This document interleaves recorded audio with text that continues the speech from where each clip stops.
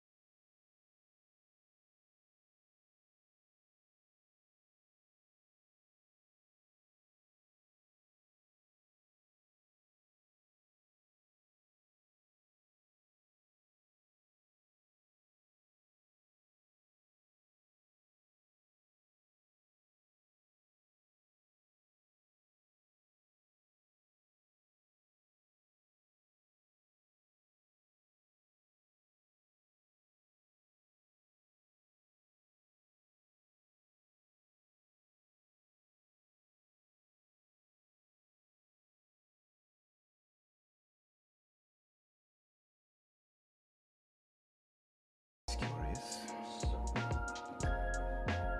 Can I count on you to return the favor? Always.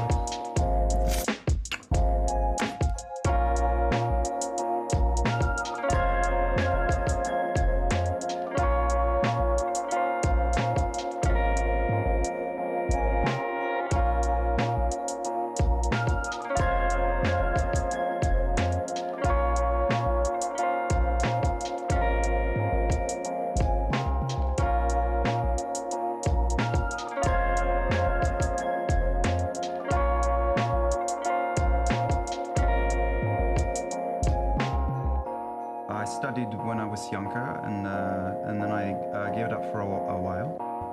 I've picked it up again recently, so you know, it's all book learned.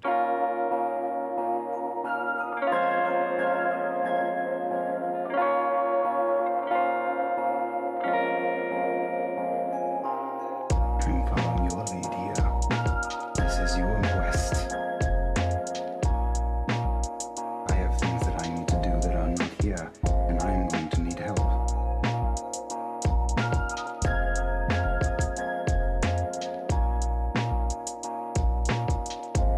I understand.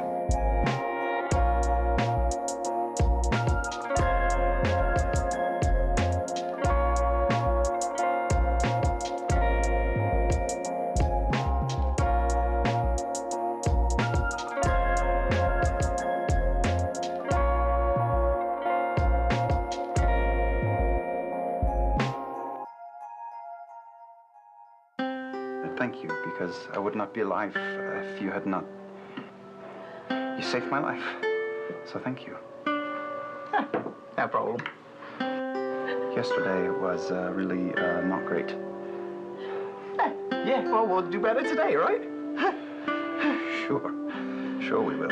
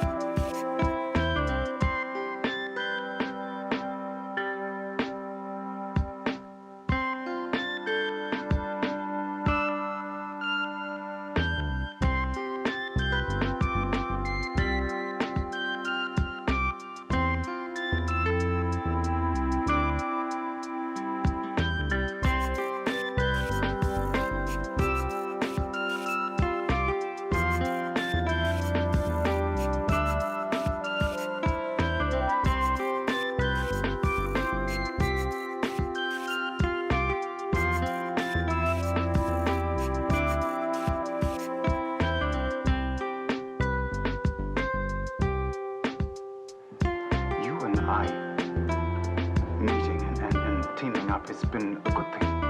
Oh, yes, very good.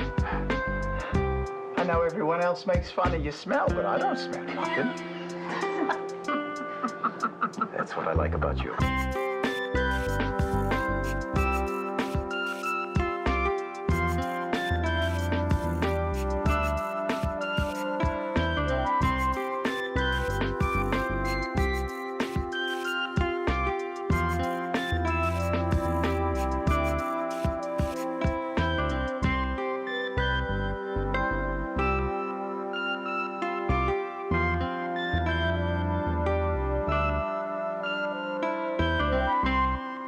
see the sun is coming up, but you can still see one or two up there. You see that one?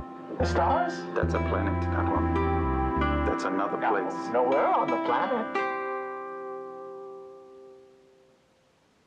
It is hard to believe, but I was able to do I danced the waltz and the tarantelle. It's been many years. Well, you should show me sometime, because I want to see it. I'm very much out of practice, and You can do it when nobody's watching, okay? I can see you as a waltzer. That makes sense. it does a little bit. I'm really good at the waltz. Yeah, they taught me at the same time I learned piano.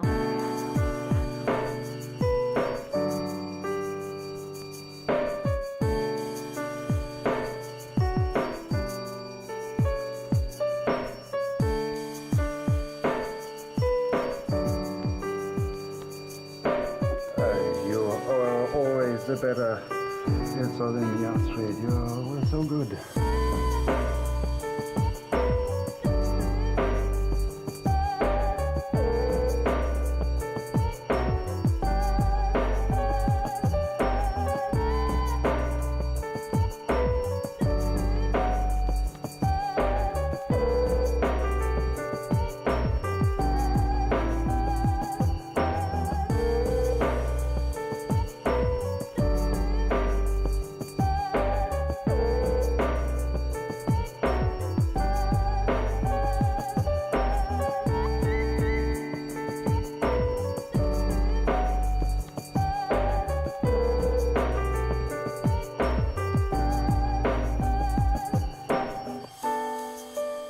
Well, hello.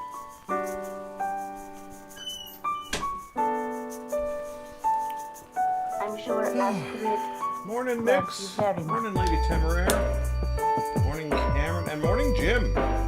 Hello.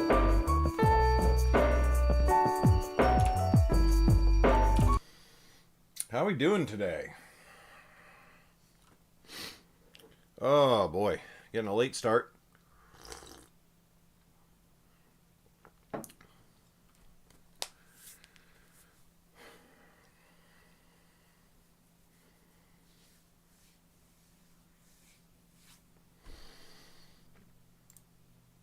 But we should be wrapping up Yerrin today. No, that's not true. But we should be getting into the addenda.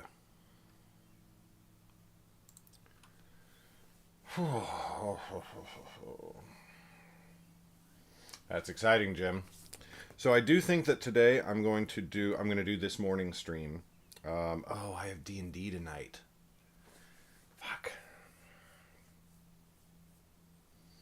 Okay, I really want to finish Yerrin ASAP, but looks like that's not happening today. Shit, let me grab my bullet journal. Be right back. Thank you. Thank you. I'm a big fan of chubby unicorns.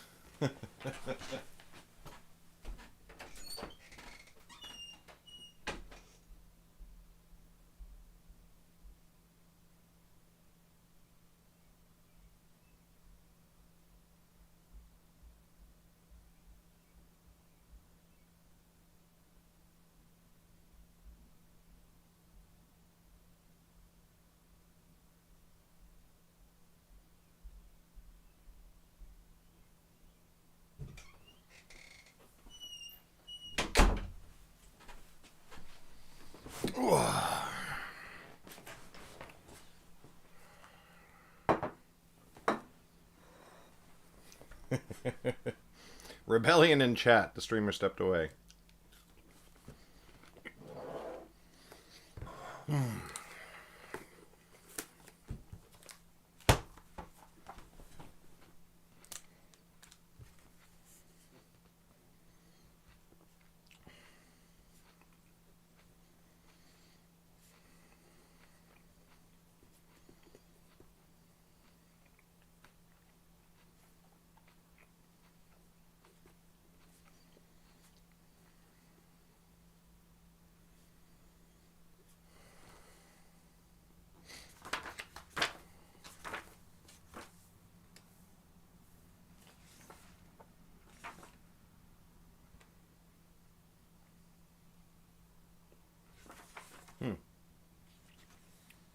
Interesting.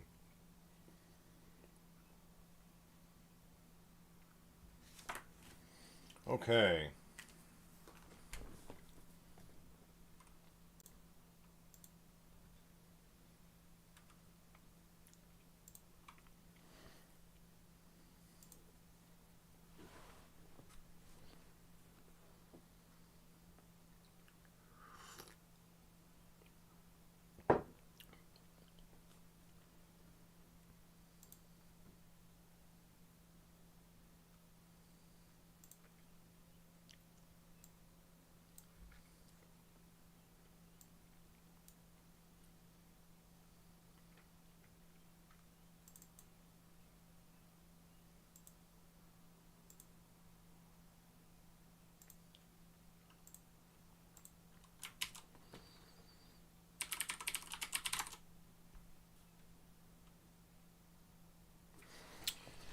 All right.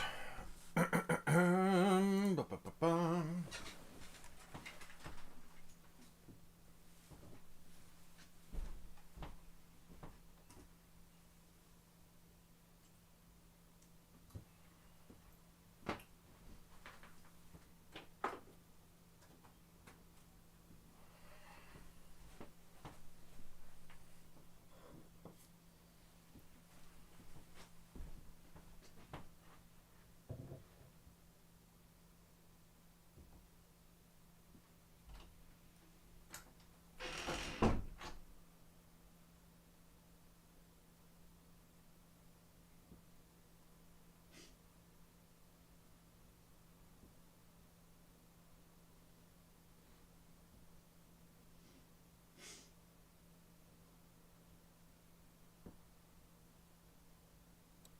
All right, let's kick on the Yeti. There we go.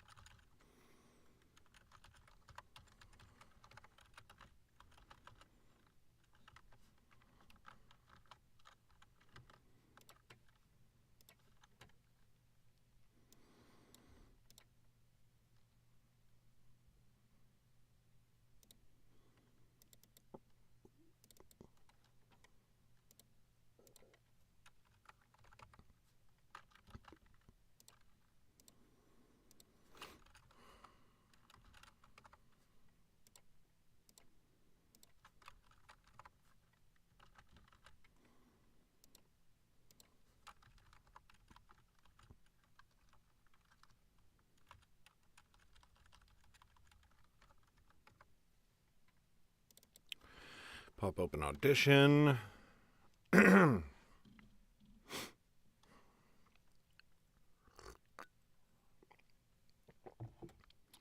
Feeling a little bit phlegmy this morning.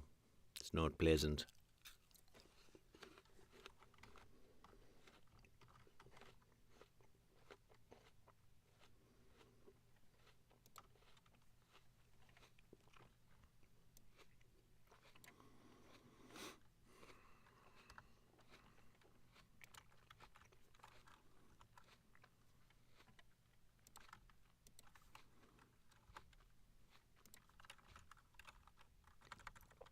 All right.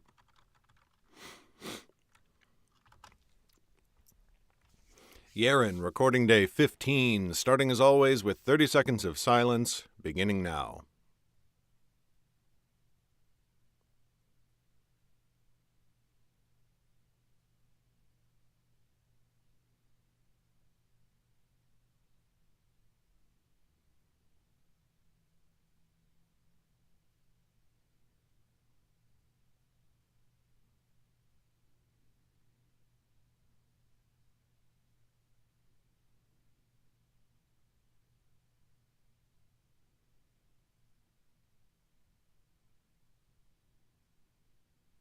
All right.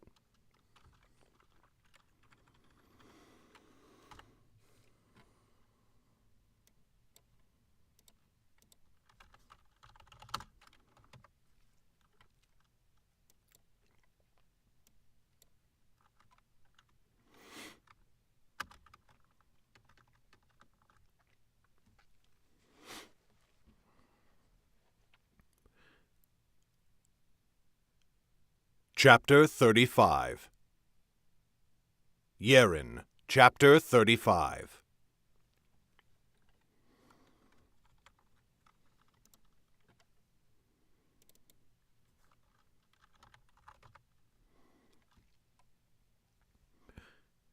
Her kidnap of Wojin had thrown the guards into disarray. It was easy enough to find another rooftop to sneak away on, and when she found a side wall leading out, no guards were there to block her path. She climbed down the wall and made her way into the streets of the city. Without Carrie to guide her, it took a great deal longer to find Cal's inn than it might have otherwise, but in the end she found it all the same. When she approached the side door leading to the basement, the mystic on guard moved to stop her at first, but when he caught sight of Lauren's face, he gasped and stepped back. Lauren ignored him, throwing open the door and descending into the room. "Lauren!" Jem No.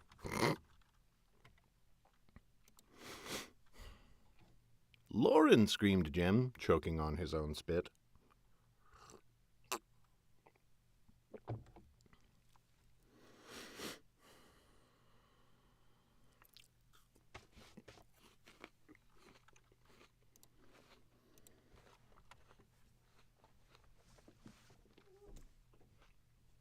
Uh-oh.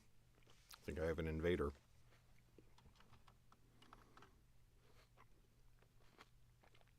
Maybe just for a moment.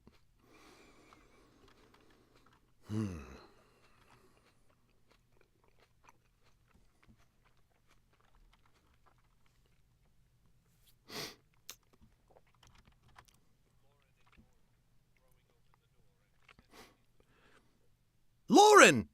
Jem again. Ugh.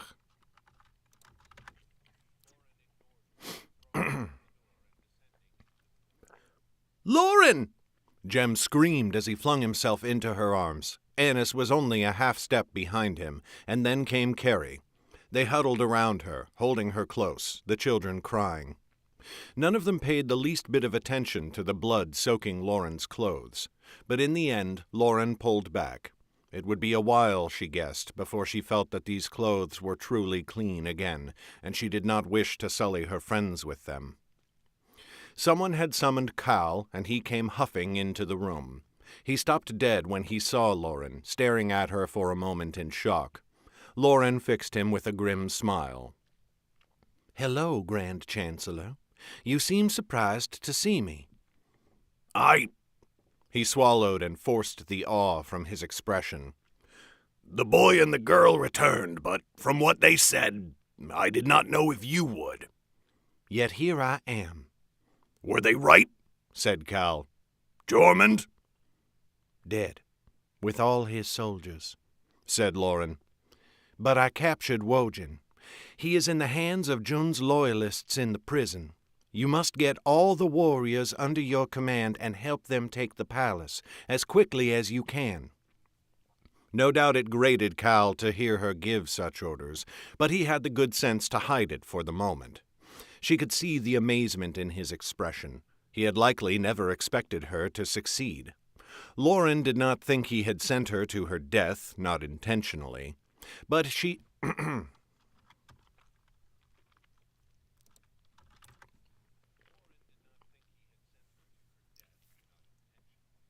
But she had only been a tool to get his assassins within reach of their target. No doubt he was surprised at her success when all his mystics had perished. "Yes, well," he said. "Good. Worse than I had hoped, but better than I feared. I shall act at once. Excuse me." "Of course.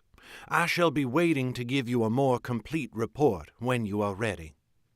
Lauren allowed herself the small pleasure of waving him away. He scowled at that, but he went, going back to his room to give the orders. Lauren had lied, of course. She would not be waiting for him.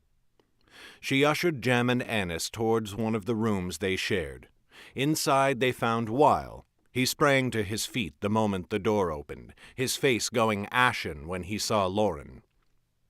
"Nightblade," he said, "you survived."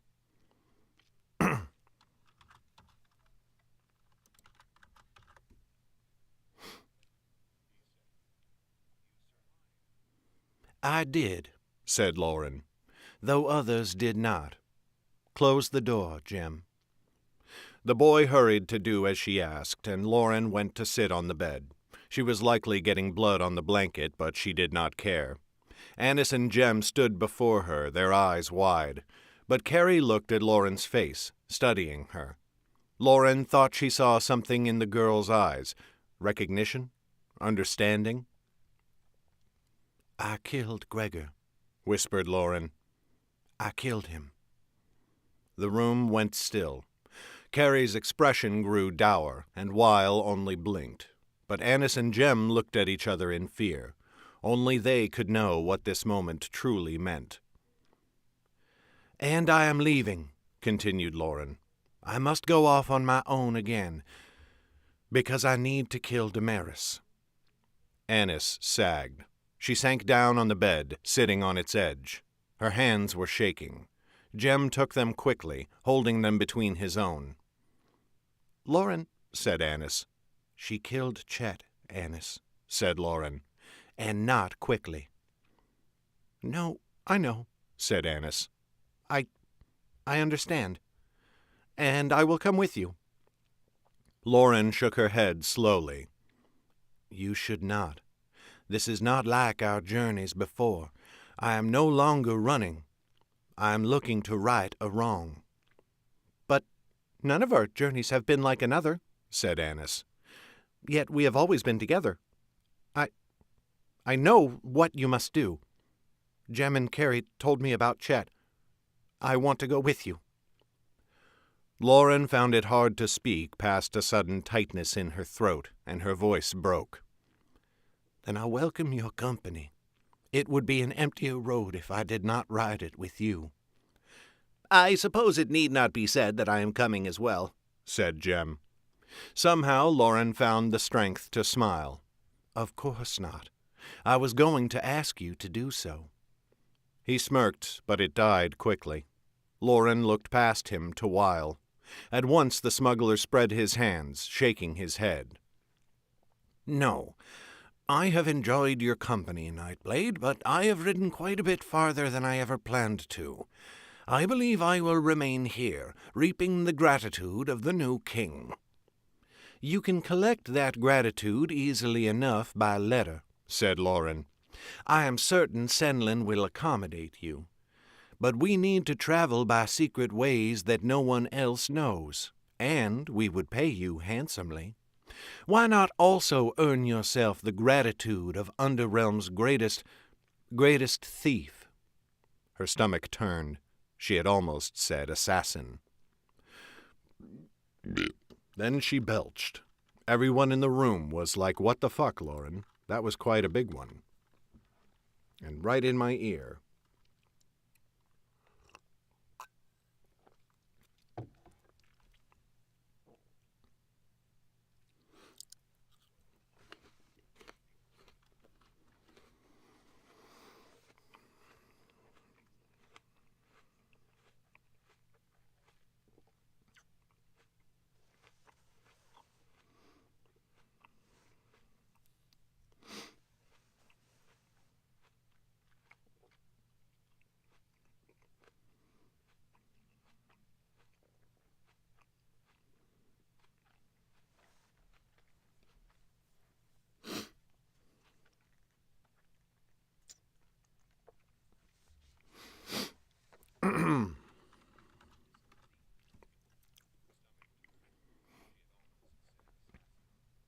Weil eyed the door to their room and pursed his lips. "I suppose it is true that I would rather not be in Danfon just now," he muttered. "I trust Senlin, but that Cal fellow—" He sighed and held up a finger. "Very well, but you will pay me full rates. I never give a discount, even to friends. It only cheapens the friendship." "Fair enough," said Lauren, "and thank you." Weil stood and bowed to her. "You are welcome, Nightblade. I am at your disposal, for a while at least." "Then let us not delay," said Lauren, pushing herself up off the bed. "The road is long, and we should begin."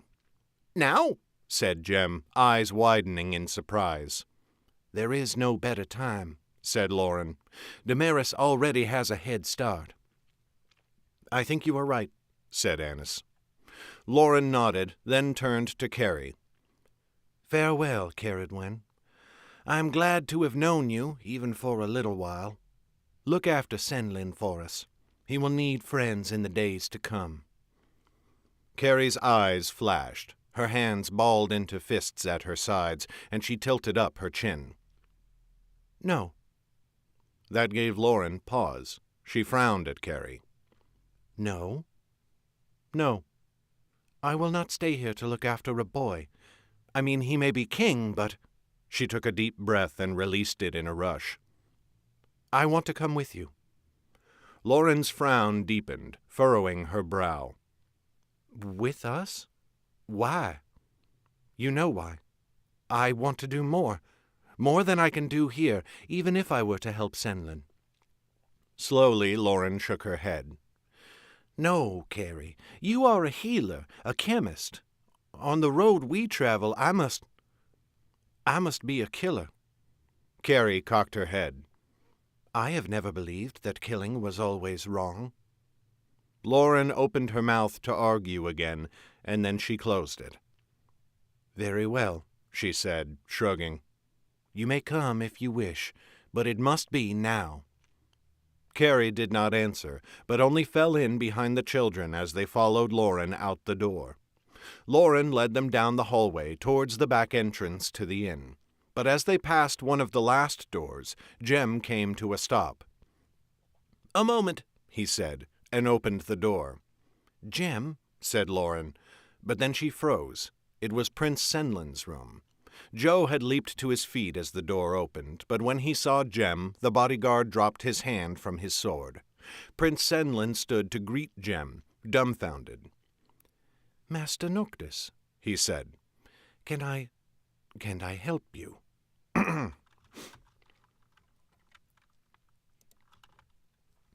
"Master Noctis, can I help you?" You are correct, Cameron. It is about the yearning. It is always about the yearning.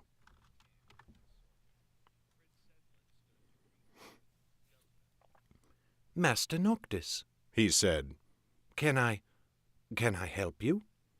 I only wanted to say," said Jem. A flush crept up his cheeks, and he took another step into the room.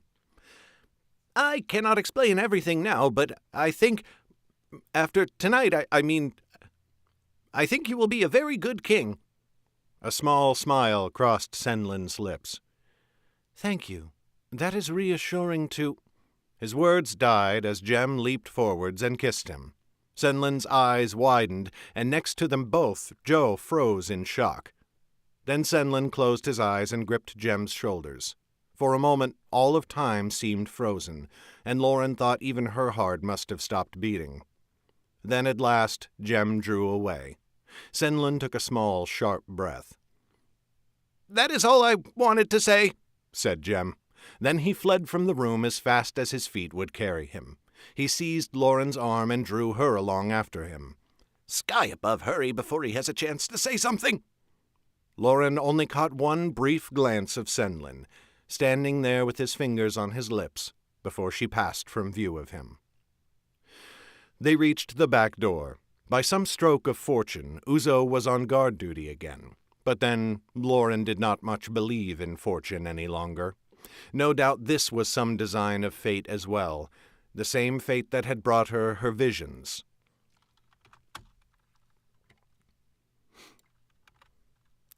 We love Jem.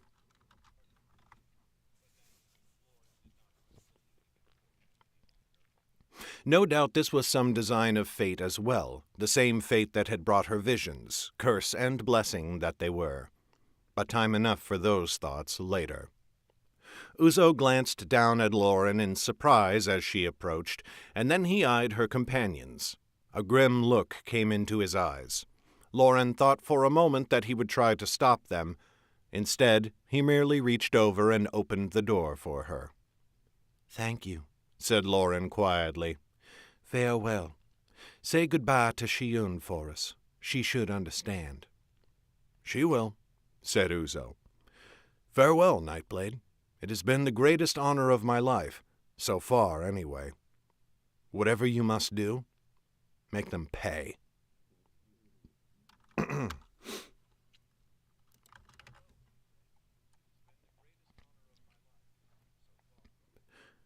"Whatever you must do, make them pay." "I will," said Lauren, and she took her first step into the darkness, a darkness that she had fully embraced for the first time.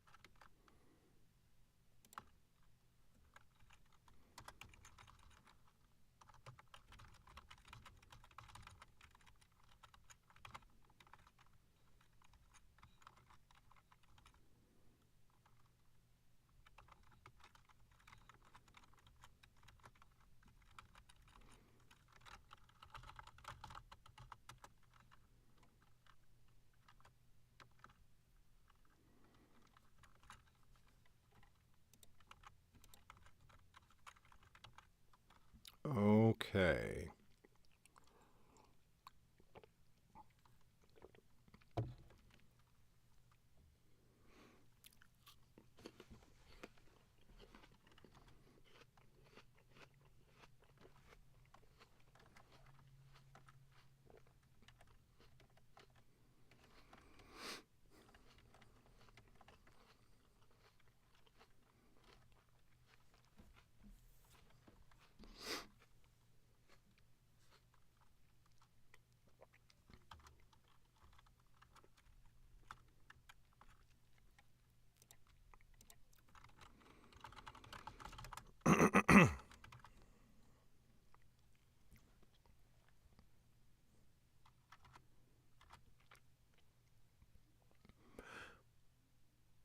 Author's note.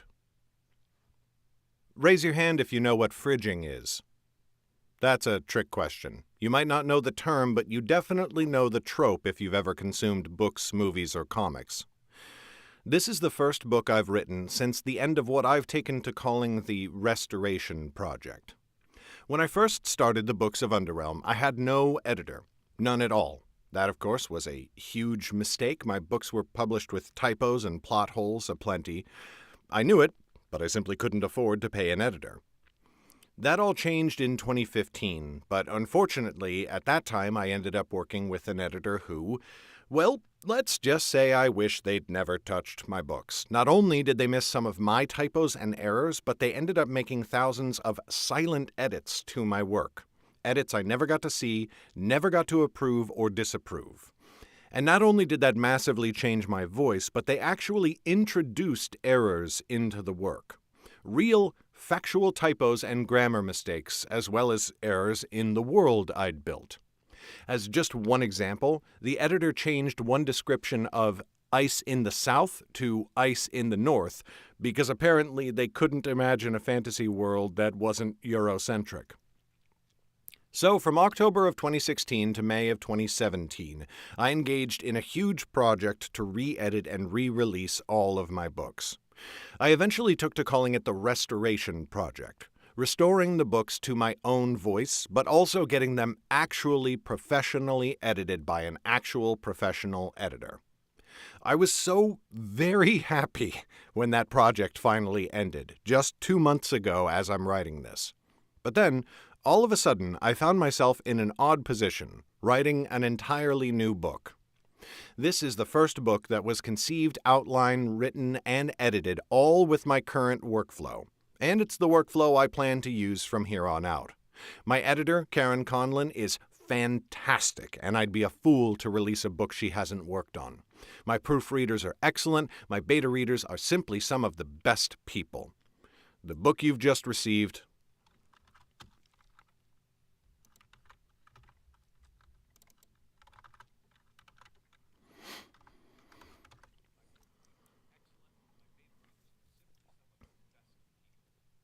The book you've just read is 100% bona fide, pure Underrealm, grade A, just how I wanted it to be and without any undesirables sticking their fingers into the mix. That means if you find a typo, I'm going to eat Major Crow, but at least it's a mistake I can own. Oh, really, Garrett? So it was entirely your decision to kill Chet? Not sure you should be bragging about this. Yeah. Okay, there's a bit to unpack here. Chet was... well, he was meant to be a few things. You know by now that Underrealm is trying to be a bit different from a lot of fantasy universes out there. It draws from medieval times, yes, but it doesn't feel obligated to obey the usual perception of medieval culture when it comes to societal norms. And why should it? It's not more unrealistic to allow gay people to, exist than it is to have fire mages or were mages or a necromancer. But with the exploration of gender, sexuality, and race in fantasy, there's some other things I kind of needed to do. You see, there's gender in story, and then there's gender in storytelling. The two are related but also separate. You can have different rules for different genders in your story, but subconsciously, most storytellers apply different rules for different genders in their storytelling. One of the most egregious ways this has manifested itself is the concept of fridging. Like the word fridge, but a verb. Comics writer Gail Simone burped. And people were like, "What the fuck, Gail? You're a bear."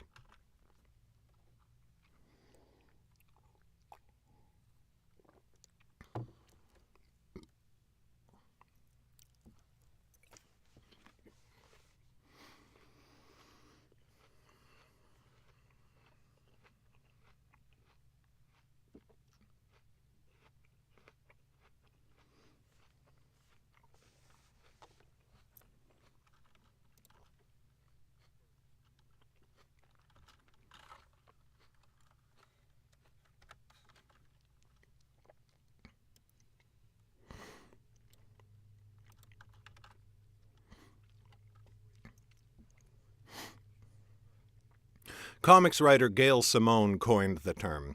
In summary, it's when female characters are harmed or killed in order to further the storyline and character development of a male character. This isn't just because they're women and women are treated worse in the story universe. A male companion of the male character would serve just as well, but because so many writers consider women characters to be little more than a prop that helps the male protagonist. If you're wondering, the word fridging comes from the surprisingly frequent number of times these women are killed and then literally stuffed into a fridge for the male character to find. Pleasant, right? So, from the beginning, the Nightblade epic was meant to be an exploration of gender dynamics in fantasy and adventure stories and what those dynamics would look like if they were flipped on their head. That's why Chet suffered what he did in the previous book, Weremage. That's why he went through what he did in this book, and it's why his story ended the way it did. Not only because I wanted to flip the trope on its head and see how straight white guys liked it when their sole representation in this...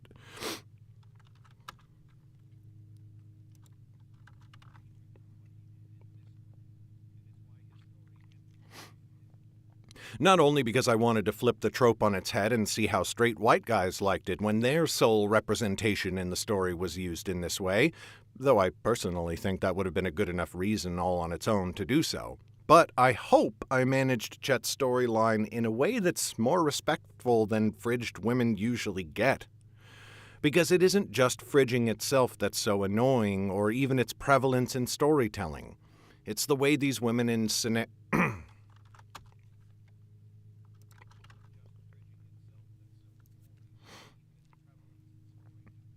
It's the way the women in these scenarios just suck.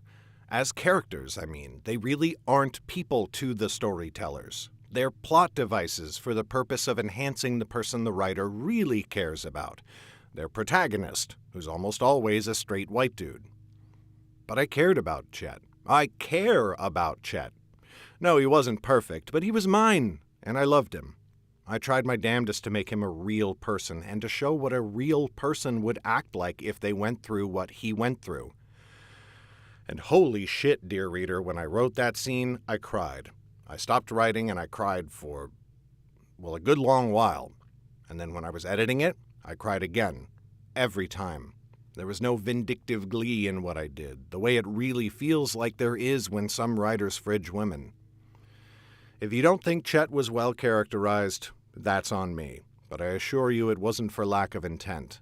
and I hope it's just one example writers can use to understand their characters need to be people, even if they are victims who only exist to develop the hero into a better person. So there you go. The first book I've written since the Restoration Project, and it culminates in a storyline I've been planning since Darkfire. It's all over now, right? All downhill from here? Not even close. The next 3 books also been planned for a long time. They'll take a while to produce, but I promise I'll try to make them worth the wait. And in the meantime, thank you so much for going on this journey with me. I hope I haven't hurt you too badly along the way. Thank you for everything you do to make my life epic. Here's to lots more epicness in the days and years to come. Garrett Robinson, July 2017. P.S. This is also the first book I've published since my dad passed away, just a few weeks ago. He was a hell of a guy and one of my biggest and earliest fans. I read him an early draft a few days before the end. This book, and every one I write hereafter, is for him and my mom. Garrett, September 2017.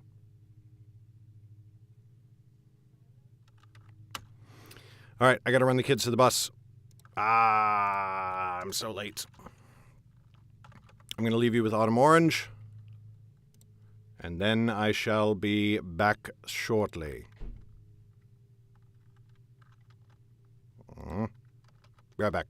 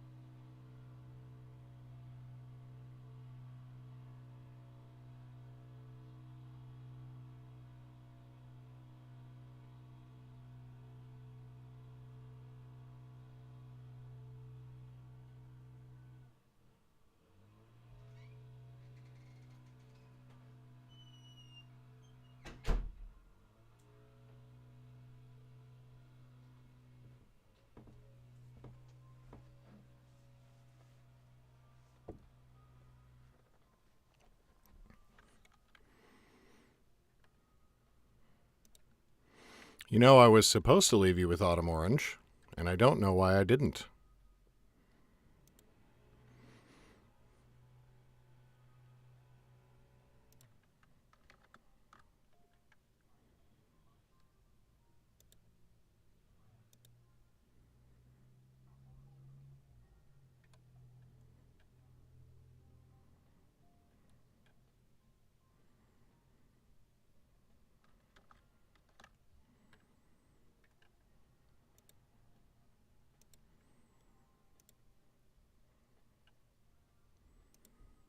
Oh, is it because...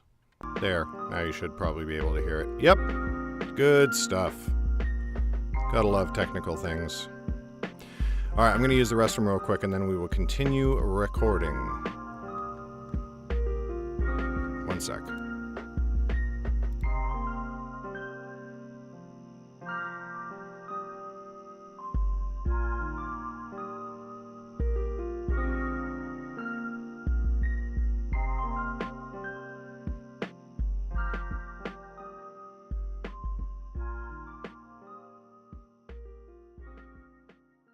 I don't have any family. You're the closest thing that I have. And I have come to rely on you, and I am grateful for your company. I couldn't do this without you. Well, screw our courage to the sticking place and get them out of there. Yes. Yes. Let's get them home.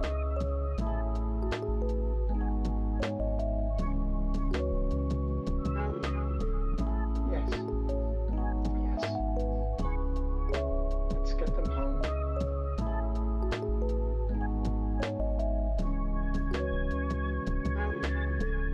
Yes. Yes. Let's get them home.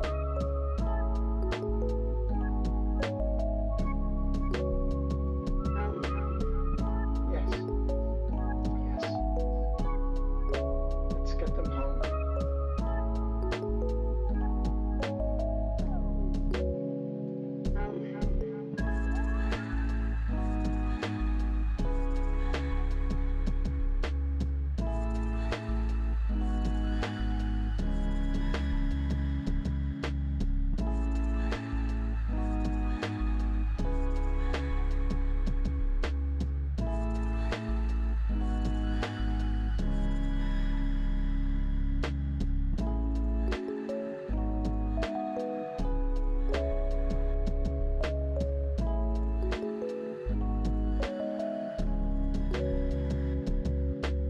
The reason I want to find these people and rescue them is not to use them, and it's not because we've invested time in them, but it's because I love them. Yes. Let's get them home.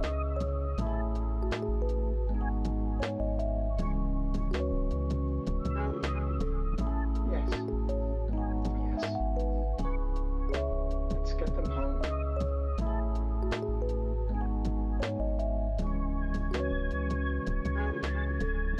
Yes. Yes. Let's get them home.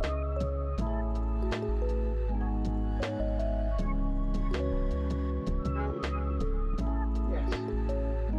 Yes. Let's get them home.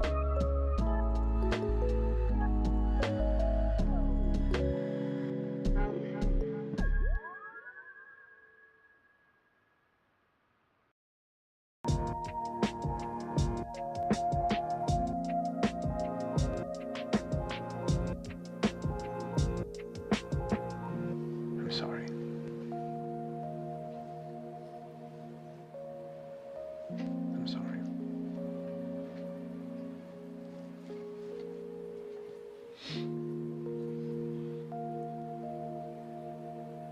She loves you. You should have trusted her.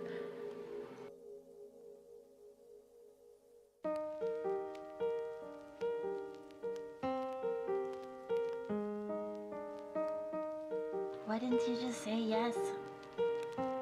As sent you so many messages. I sent you so many messages. Just... You could have just said yes. I'm your dad. Oh man, Chester. I didn't know about you, but man, I really want to hang out and get to know you.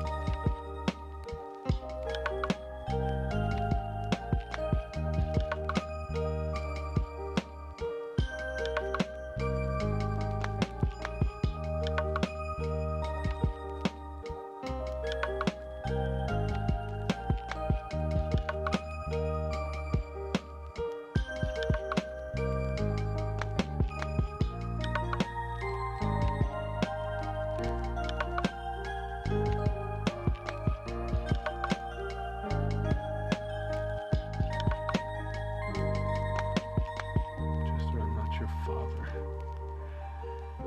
Any man can have a child. Only someone who's around to raise them well can call themselves a father. I see a lot of her in you. It's the horns. That certainly helps.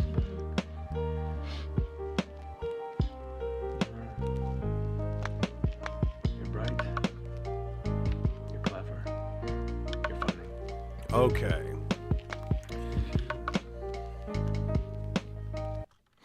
Sorry for the technical snafu there. That was a silly thing.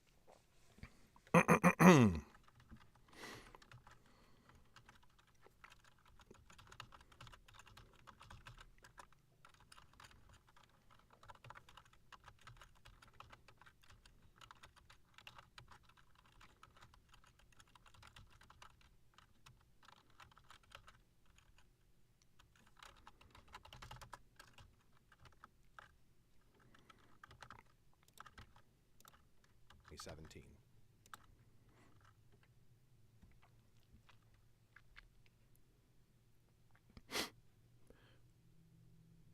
Epilogue. Yerrin.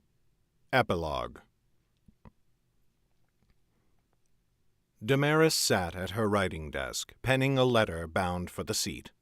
Her room at the inn felt empty somehow. It was strange. She had spent many years of her life without Gregor at her side. Why did this time feel different? Why did she feel his absence so keenly? She shook off such thoughts. It would not be long before he came to join her. Indeed, it was only his paranoia that had made him send her out of the city in the first place. The dear...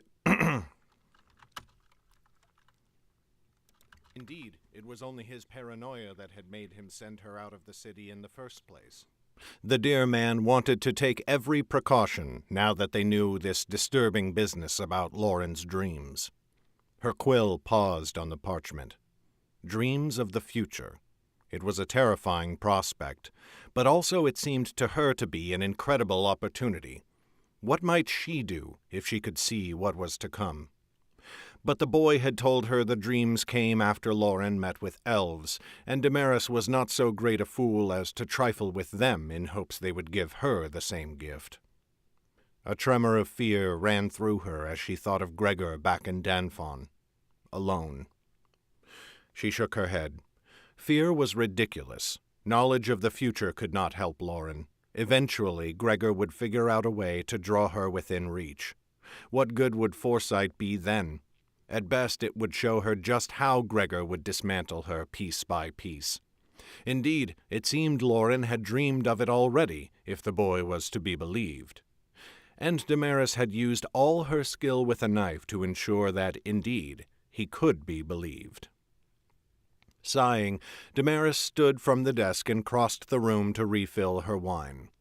Foresight was a power indeed. Lauren was certainly misusing it, but it explained how she had always remained on Damaris's trail, always just one step behind her. What a myopic, uninspired use for such a gift. Damaris rolled a knot from her neck as she sipped her wine. Some things, sadly, could never be changed. That was a fact of the world that she had had to accept long ago. Lauren's great weakness was that she refused to accept it. Why, if Damaris acted the same way, her life would be spent in constant terror of the necromancer and their... The thought pained her. She shied away. Never mind the necromancer. That thought must be stowed until she had devised a solution for it. A knock came at her door. Damaris paused. It was no attack, that much was certain. She had been fleeing across Dorsey fast enough that, even knowing where she was bound, Lauren would never be able to catch her. Gregor? But no, the knock was not heavy enough for that. "Enter." The door opened. A messenger came into the room, stopping for a deep bow. "Good eve, my lady." "Good eve," said Damaris. "What is it?" The messenger stopped. Her lips twitched, fighting for words. A tremor passed through Damaris's breast. Her fingers tightened on the stem of her goblet. "What have you come to say? Spit it out." "It is Gregor, my lady. He is dead." The goblet fell from Damaris's fingers and crashed to the floor, sending its wine to soak into the fine rug at her feet. "My lady," said the messenger, leaping forwards to pick it up. "I will fetch a—" "Silence," said Damaris. The messenger froze. "Was it the girl?" The woman's skin went a shade paler. She nodded. "Thank you," said Damaris. "That will be all." The messenger opened her mouth as if to say something else, but she thought better of it, turned, and left the room. Only then did Damaris let herself collapse into the chair by the writing desk. Gregor. Her oldest friend, her closest companion. Theirs was the greatest loved... Gregor. Her oldest friend, her closest companion. Theirs was the greatest love she had ever seen or heard tale about. Not the love of those who share a bed, but of those who share their lives together, their every innermost thought. Indeed, he was worth more than every man she had taken to bed all put together. He had saved her life, had been there as she raised Annis.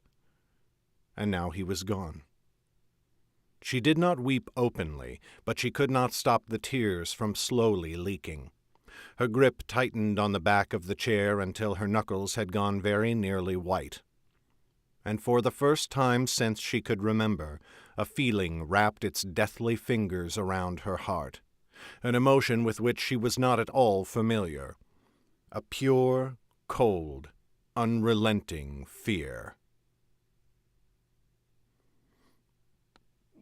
Scene break, 2.5 seconds of silence.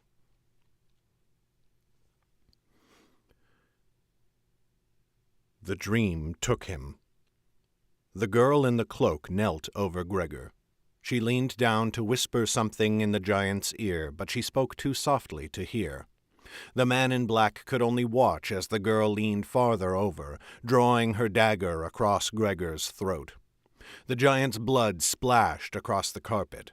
It gave the man in black a sense of grim satisfaction. The girl in the cloak had succeeded where he had failed. The girl slowly stood and turned to him. Her eyes had that glow, akin to mage light, and yet different. He had never seen anything like it before, and that was not something he could say for most things under the sky.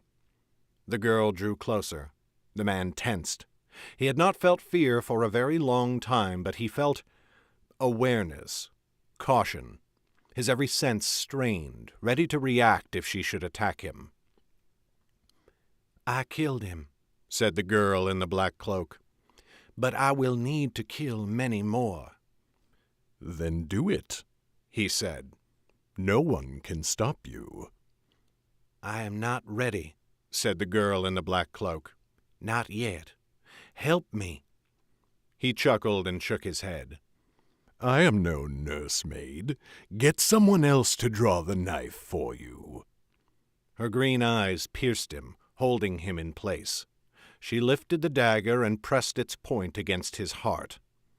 The man did not like threats. The man liked to end threats. But he could not lift his hands to pull her away. The dream would not let him. "Help me," she rasped. The dream released him. The man in black started awake in his bed. The dream sight passed almost at once. He took 2 deep breaths to calm himself, and it was gone. Gently he massaged his temples.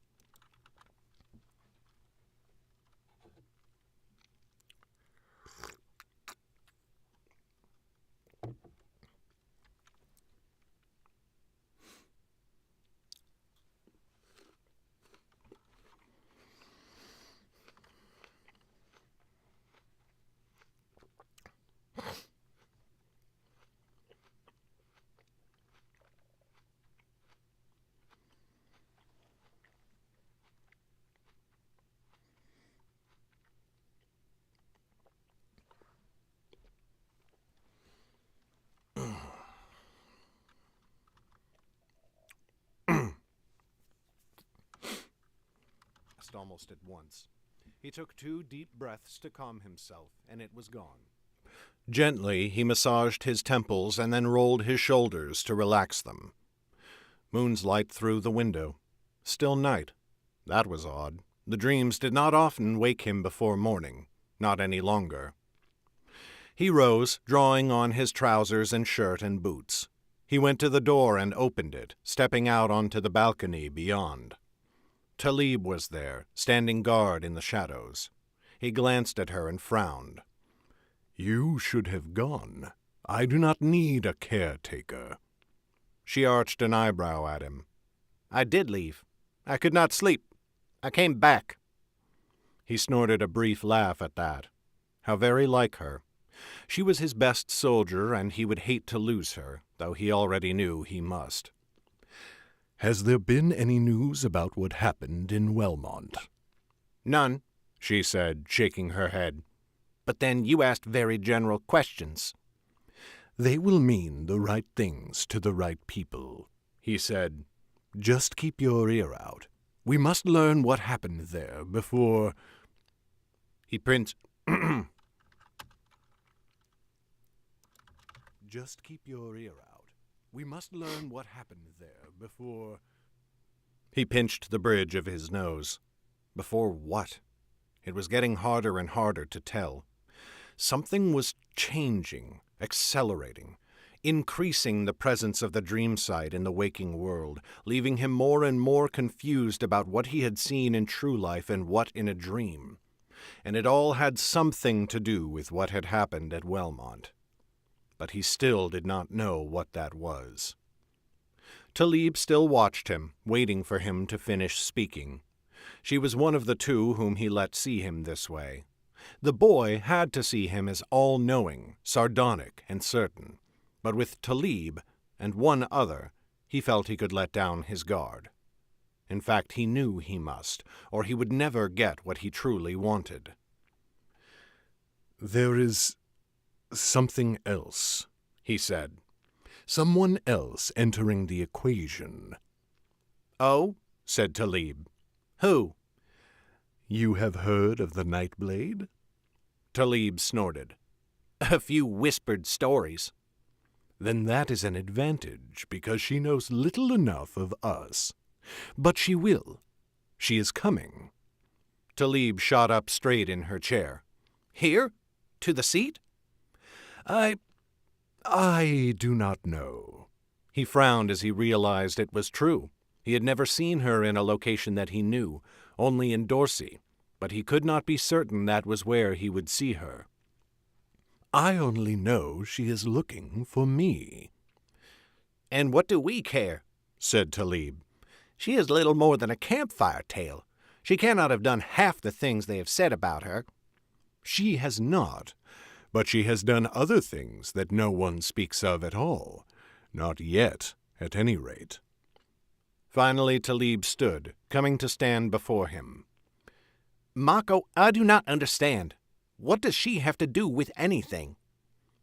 Mako grinned, his teeth glinting in the moon's light. "In truth, I do not know, but I very much look forward to finding out."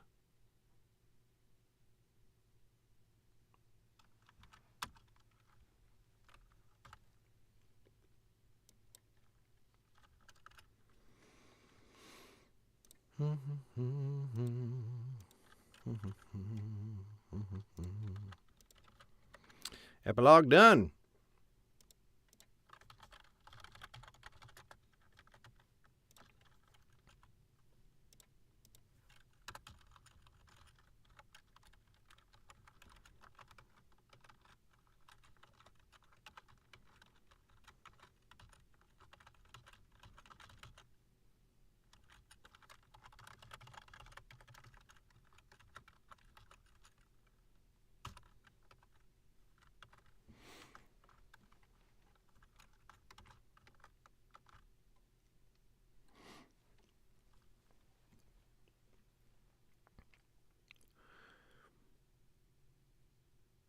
This is the end of Yerrin, but the story of Underrealm continues in the Academy Journals, a new series.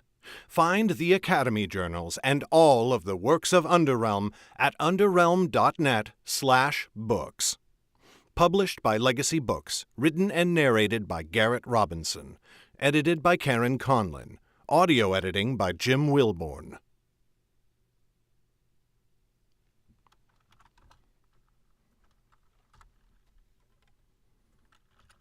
Well, that was easy.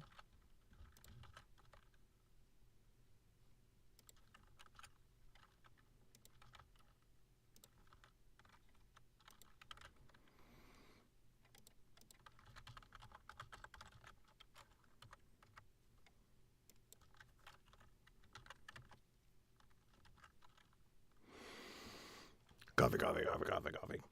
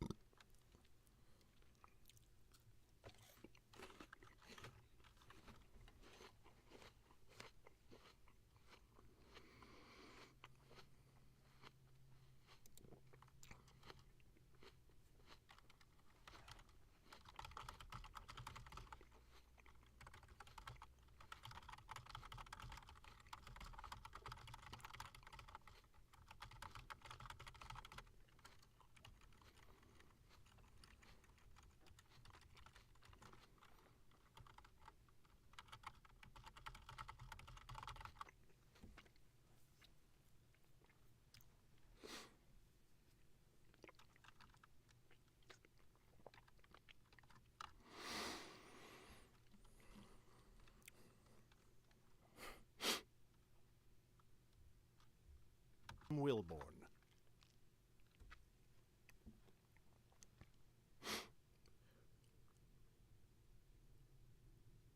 Addendum A. Historical Essays from the World of Underrealm.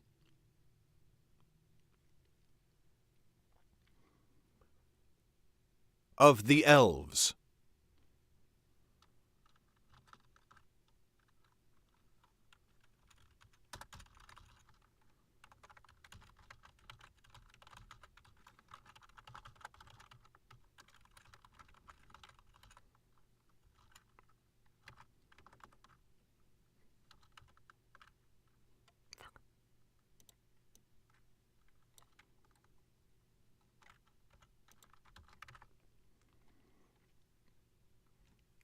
of the elves. If you see them run, it won't help if you've caught their attention, but at least you'll die having tried. Doran. Across the 9 kingdoms, no creatures are more feared than the elves, and rightly so. Elves could be found in Underrealm before Roth, the first High King, ever landed his ships upon Southbreak. Indeed, they have appeared in tales as far back as may be traced by even the most diligent lore masters. They have been in the world far longer than humans, and they have always inspired the same terror. Few humans have ever seen an elf, but all accounts agree as to their general appearance. They are uniformly tall, taller than all but the largest humans. Their skin is as varied as ours, but their hair is always magestone black, and they are always clad in white robes. Their eyes do not glow precisely, any more than the rest of their bodies do, for elves do appear to be bestowed with some strange glamour, but they are without pupil or iris that any human can see. Their robes float and flutter about them as though under water, rippling in the wake of their movements, which are both quick and graceful. No one knows where the elves live, if indeed they have any permanent dwellings. They are only ever seen on the move, marching across the land alone or in small parties. They seem to prefer forests and woods and other places with green things growing. But they have been seen in the arid deserts of Idris, the high snowy peaks of the Great Rocks, and even upon the 3 seas, where by some magic they walk upon the surface of the water as if it were a well-paved road. Elves speak no tongue that humans have ever learned. On the incredibly rare occasions they communicate with humans, they do so by transmitting their thoughts directly into the mind. But some humans have heard the elves sing, and they never forget the experience. The words are beautiful and melodic, imparting some of the elves' ethereal grace upon the listener and overwhelming them with rapturous worship. It is said that the echo lives on forever in the mind of those who experience it, always just beyond the edge of hearing. But as has been said, when humans encounter elves, it is far less often an experience of transportive joy than one of horror. Almost always, elves bring only death beyond understanding or hope of rescue.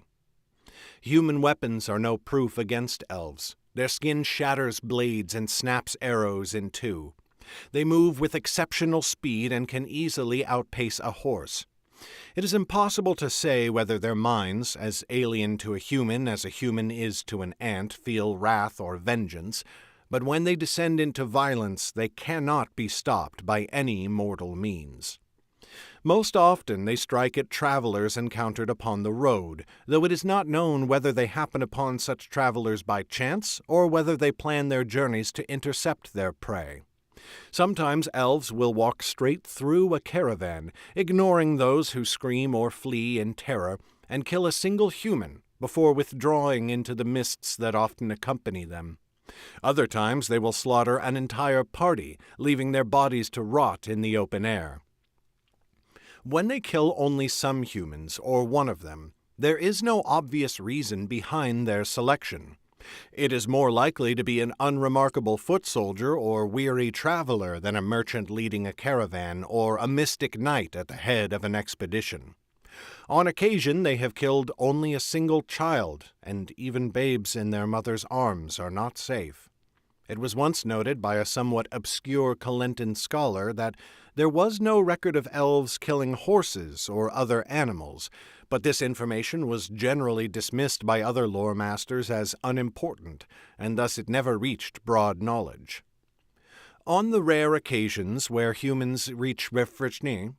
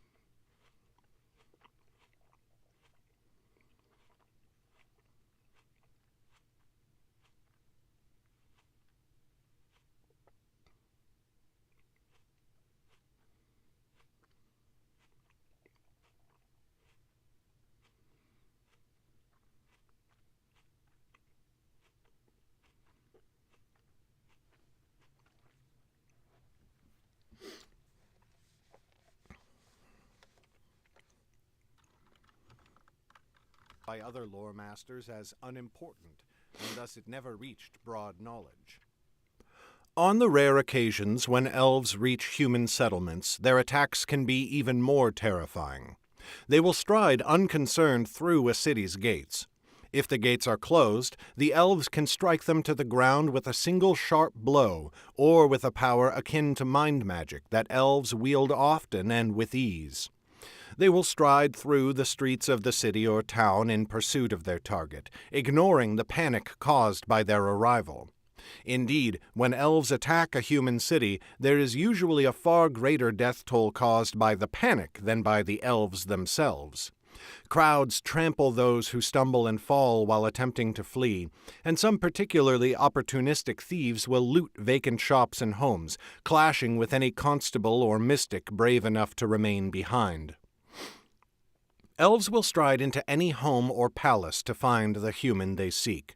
Once they have killed their prey, they leave just as suddenly and inexplicably as they arrived, marching out before the terrified eyes of the city's other inhabitants. It was during one such attack, centuries before the time of the Nightblade, that a particularly level-headed observer noticed something. The blood of their victims never stained the elves' pristine white robes. Excuse me. The blood of their victims never stained the elves' pristine white robes. This, then, is the great terror of the elves, that their attacks are entirely unpredictable and seem to have no reason, yet once they have decided to kill, no human can hope to stop them. The only hope seems to be to try and avoid being noticed in the first place, though this seems pointless considering that the elves appear and vanish with no discernible pattern. Those who encounter the elves and live, such as Lauren of the family Nelda, who met them one night in Dorsey's northeastern wildlands, are among a tiny and incredibly fortunate minority. They are rarely believed by anyone else, but even if they were, what good would it do? They do not know why they survived, any more than others know why their loved ones were slain. The elves are as unpredictable as an earthquake and as deadly as a lightning strike. But while humans can erect buildings that withstand the ground's trembling and hide indoors to avoid the lightning, they can build no shelter to stave off the elves' wrath. The worst attack of elves ever recorded occurred in the year of Underrealm 725, on the 9th day of Euless. The 9 kingdoms were then ruled by High King Aldous, who had inherited the throne from his mother, Alden. Before his ascension, Aldous had ruled the kingdom of Hedgemond, which, too, came down to him from his mother. In those times, the capital of Underrealm had not yet been moved to the island in the Great Bay that would be called the High King's seat. The High King still ruled from Southbreak, on the throne in Rothden, which city had been built by Roth himself, the first High King.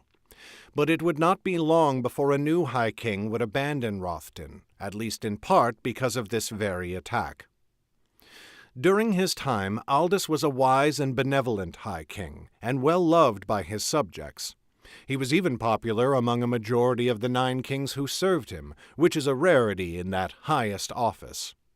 These were still the days of the Wizard Kings and the Dark Wars, when mage stones flowed freely across Underrealm, and none sat a throne but those who had the gift of magic. Aldous himself was a were-mage, and though he had rarely seen battle, his hellskin form was a terrible beast, more than 4 paces tall and capable of great slaughter. It was somewhat ironic, then, that he was known to all who dealt with him as a kind and quiet-spoken man, slow to punish or to chastise, and forgiving almost to a fault. Oof.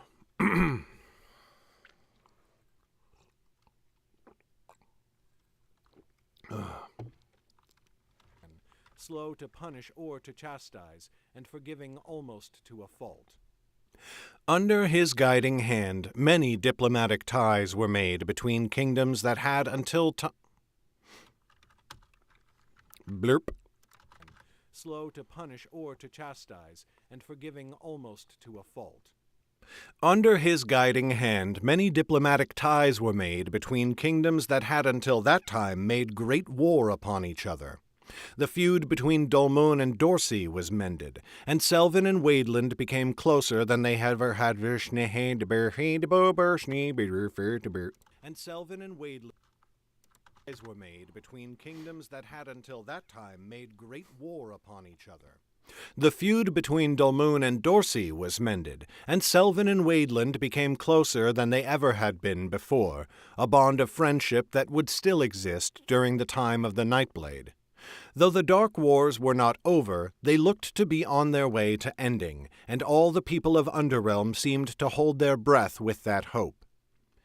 Then came the elves. They were first seen by the people of Feldamar, for they came marching out of the eastern reaches of that kingdom's jungles. They crossed the leagues of open ground between the jungle and the coast of the Eldest Deep, crossing Dolmun's western lands at a pace faster than flight, though they did not look as if they were hurrying. Never had such a gathering of elves been seen in memory or history, nor has such a number of them been seen together since.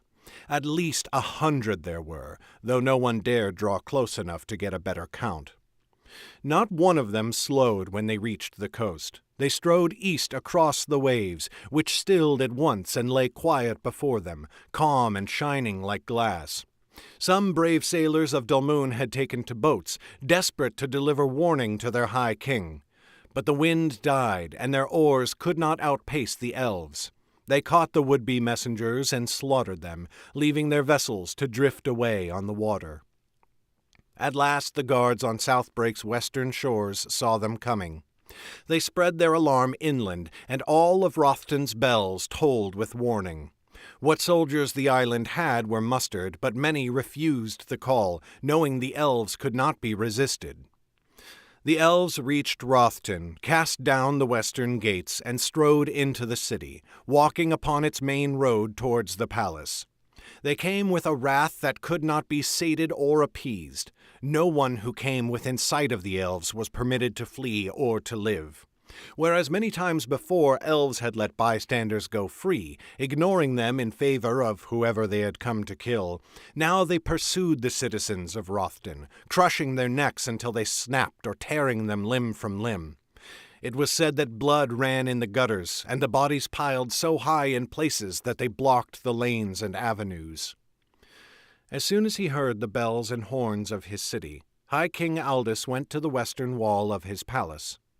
There, for a time, he watched the slaughter with his closest advisers at his side. There, for a time, he watched the slaughter with his closest advisers at his side. "It is for me," they heard him say quietly, as if speaking to himself. "It is all for me, though I do not know why." Shortly after saying these words, he descended from the wall and strode out through the palace gates. His advisers and guards begged him not to go. Indeed, his personal bodyguard and lover, Chris of the family Connell, tried to restrain out through the palace gates. His advisers and guards begged him not to go. Indeed, his personal bodyguard and lover, Chris of the family Connell, tried to restrain Aldous with his own body. Aldous smiled, but with a spell he turned nearly giant-sized, and with tree-like limbs pushed Chris aside, where the man fell to his knees, weeping. Aldous forced his way through the crowds towards the elves, though that was difficult, for his people were nearly mad with fear, and he had to push through them like a man stumbling through a blizzard. None of his guards would come with him after Chris gave up, and so he had to make his way alone. But at last he came to stand before the white-clad beings.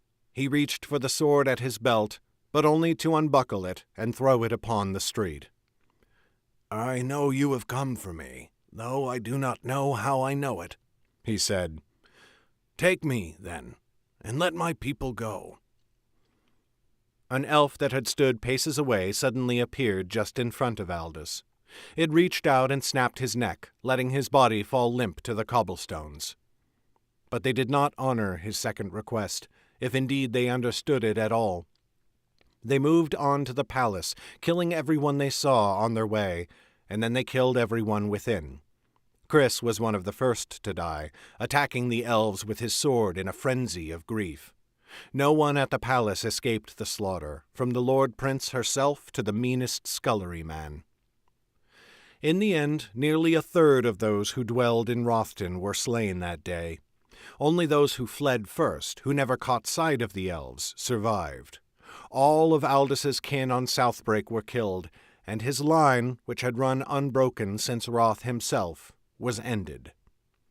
But the end of Aldous' line was not the end of Roth's, for Aldous had a younger sister, Andara, who was a student at the academy in those days, and in her final year. The academy, of course, was far away from Southbreak, and so she escaped the wrath of the elves. Some few years later she inherited the throne of Hedgemond from her older brother, Aldor, who had never produced an heir after inheriting the kingdom from Aldous.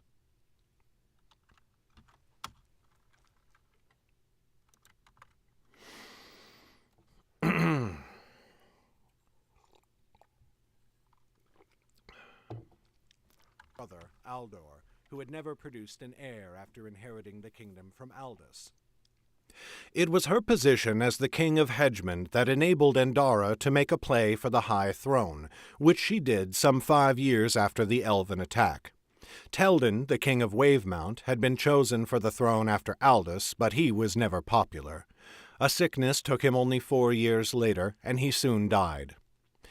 After Teldin's incompetent rule, Andara set about winning the hearts of the other 8 kings. She promised them a return of Aldous' days, a time of great peace and prosperity. She did not have such a fine mind for diplomacy as her brother had had, but she knew her only hope of gaining power lay in doing her best to emulate him. Therefore she was chosen by the Council of Kings, though she won by only a single vote, and became the new High King. Andara had many notable accomplishments, but 2 events in her life stand out among historians who study such matters.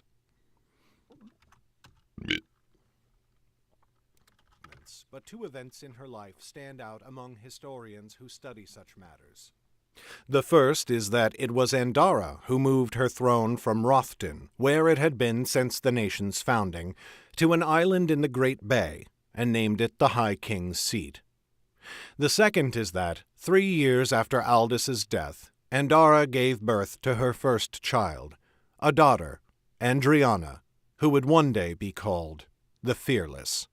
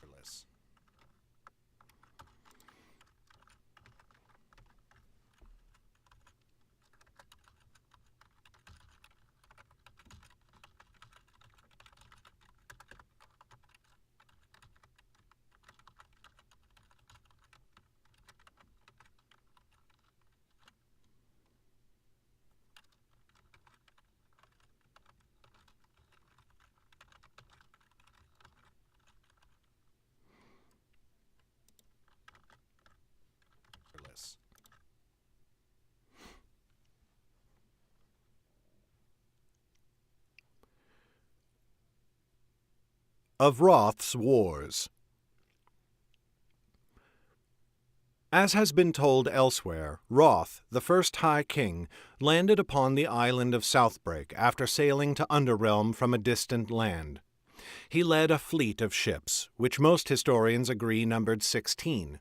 These were vast and mighty vessels, wrought with all the skill of whatever great kingdom whence Roth came, the name of which is lost.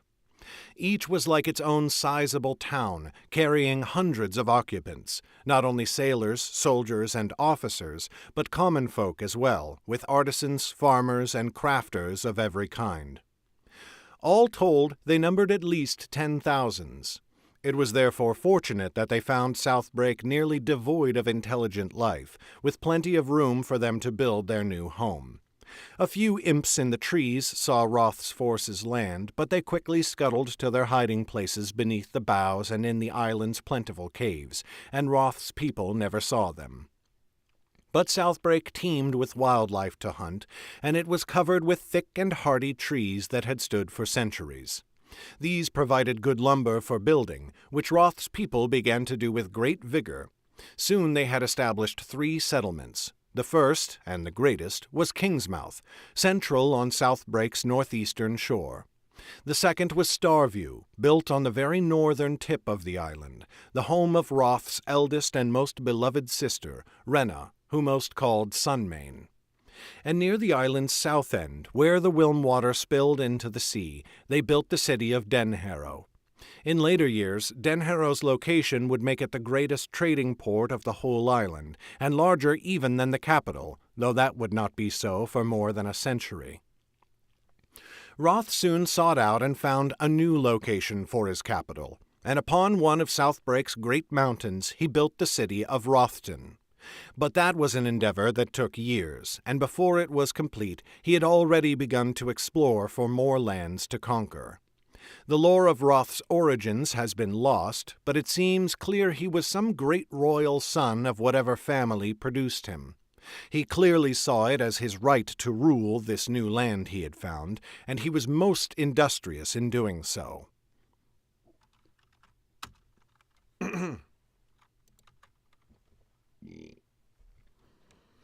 Rule this new land he had found, and he was most industrious in doing so.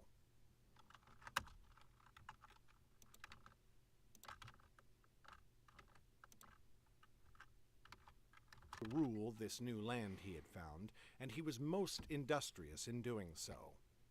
First, his captains mapped the Great Bay, charting its edges and discovering the large island near its southwestern end, which would become the High King's seat centuries later. Then, expeditions of soldiers explored the lands that seemed most fruitful. In just over a year, Roth knew much of the lay of the country, and he took counsel with his generals and admirals to devise a plan to rule them. His first 3 campaigns quickly took the lands that would become Delmun, Feldemar, Selvin, and northeastern Dorsey. But Roth would soon learn that a great force of arms was not always necessary to rule, and sometimes it was worse than no help. Scene break, 2.5 seconds of silence. The Conquest of Dolmun. Dolmun is a kingdom that spans 3 great land masses. The first is Southbrake, the island where Roth made landfall. The second is west of the island, and the third is to the south. The mainland to the west of Southbrake was a wild jungle country, and those dark, rain-soaked trees stretched west as far as his scouts dared to go. The scattered humans who lived there swore a somewhat vague fealty to Kegina, the king of Feldemar. But Kegina himself did not trouble with these people, and only claimed the lands as far east as the Blumkia River. In lieu of Kegina's direct influence, the jungle tribes served lesser lords who claimed to act in Kegina's name, and with his authority. But such settlements were scattered and meager, and few numbered more than 200s. The mainland to the south went from dry and arid in the east, almost as inhospitable as the southern deserts, to rich and lush in the wests, with rich, fertile silt carried down from vast mountain ranges. Nomads lived in the eastern deserts, small tribes who brought goods and treasures from one oasis to the next. They did not swear fealty to the tomb kings who lived farther south, but lived free, as they put it, kneeling to no lord.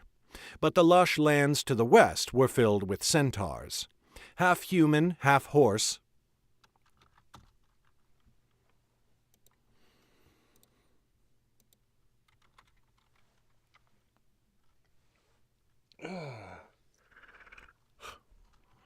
to no lord.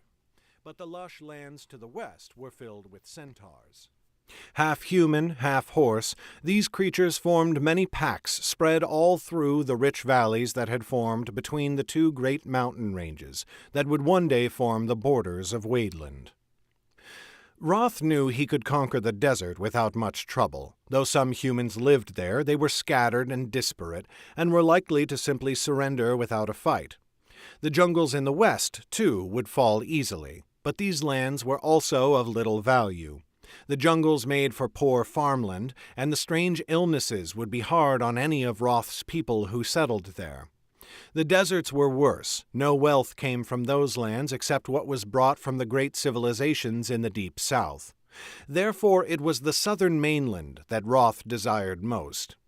He sent token forces to the other areas, and, as he guessed, their people surrendered to him after only a few small skirmishes. In the jungles, he advanced all the way to the Blumkia River. At key points along that river, he stationed strong garrisons of troops, but he commanded them not to go any farther west. Their presence would make the king of Feldamar nervous, and Roth was not yet ready for a war there. In the desert, he marked his southern border on the mountain range that blocked the path of his army's advance, and at every break in the range he stationed troops, who began to extract a tax from any caravan coming north from Idris. But to the west, the centaurs were the first to resist him in strength. Centaurs are a wise and gentle people for the most part, but when stoked, their wrath is terrible. Had Roth reached out to them with envoys for peace, he might have achieved his aims more quickly. Indeed, that was the counsel of Sunmane. She did not believe that Underrealm should be taken with conquest and war, but with diplomacy and mediation. Roth's people were mighty, but each of their lives was precious to Sunmane. They had followed their king far from home, and she saw no purpose in throwing away their lives to conquer lands that, in time, they would surely come to rule anyway. She thought their troops would be better deployed to conquer Feldamar, where the king was cruel to his subjects and unlikely to treat with them. Roth, however, was thirsty for battle.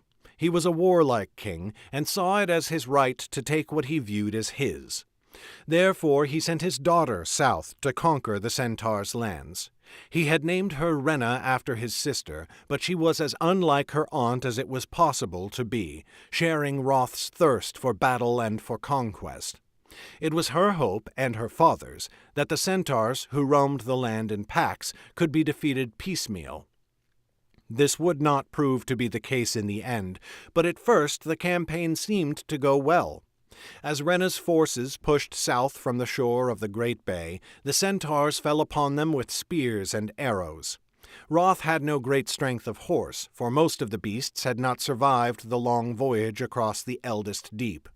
The centaurs fell upon him like heavy cavalry, for they forged armor like that of humans, if not Fuck you both, you bot motherfuckers.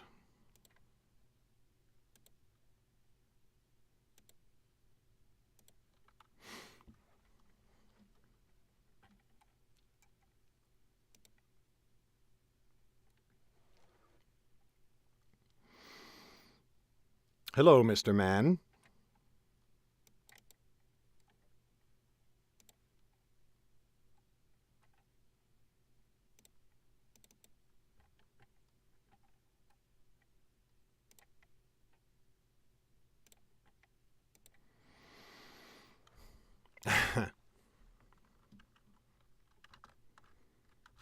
For most of the beasts had not survived the long voyage across the Eldest Deep.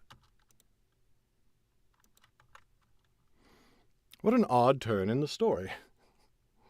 I can't believe they had chatbots in early Underrealm.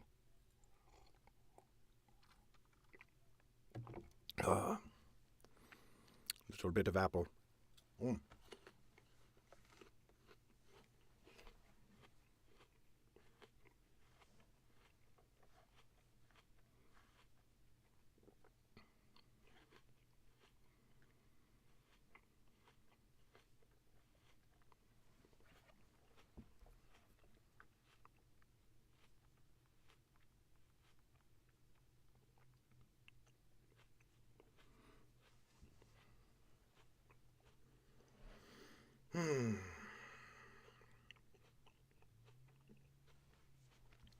All right.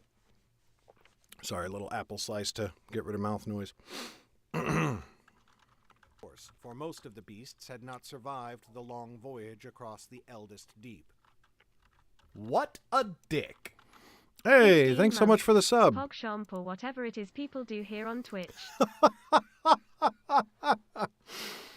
Oh, that's hilarious. 15 months. Thank you so much, Mr. Man. PogChamp indeed. For most of the beasts had not survived. I think that's what the kids say these days, isn't it? Do the kids still say PogChamp? For most of the beasts had not survived the long voyage across the eldest deep. The centaurs fell upon him like heavy cavalry, for they forged armor like that of humans, if not of the same quality. Though Renna's first few battles were victories, because she faced only a pack at a time, they still took a heavy toll, as many human lives were paid for each centaur's corpse. Renna's forces pushed the centaurs back until she reached the mouth of the Great Valley, a broad swath of land between the northern tips of two great mountain ranges.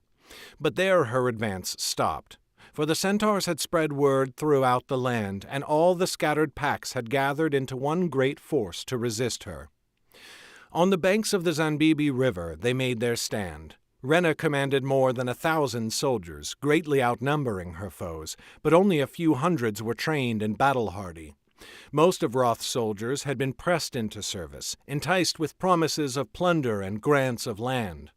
But those promises alone would not pierce the centaurs' armor, nor divide their ranks, and Renna's militia fled from the creature's fury.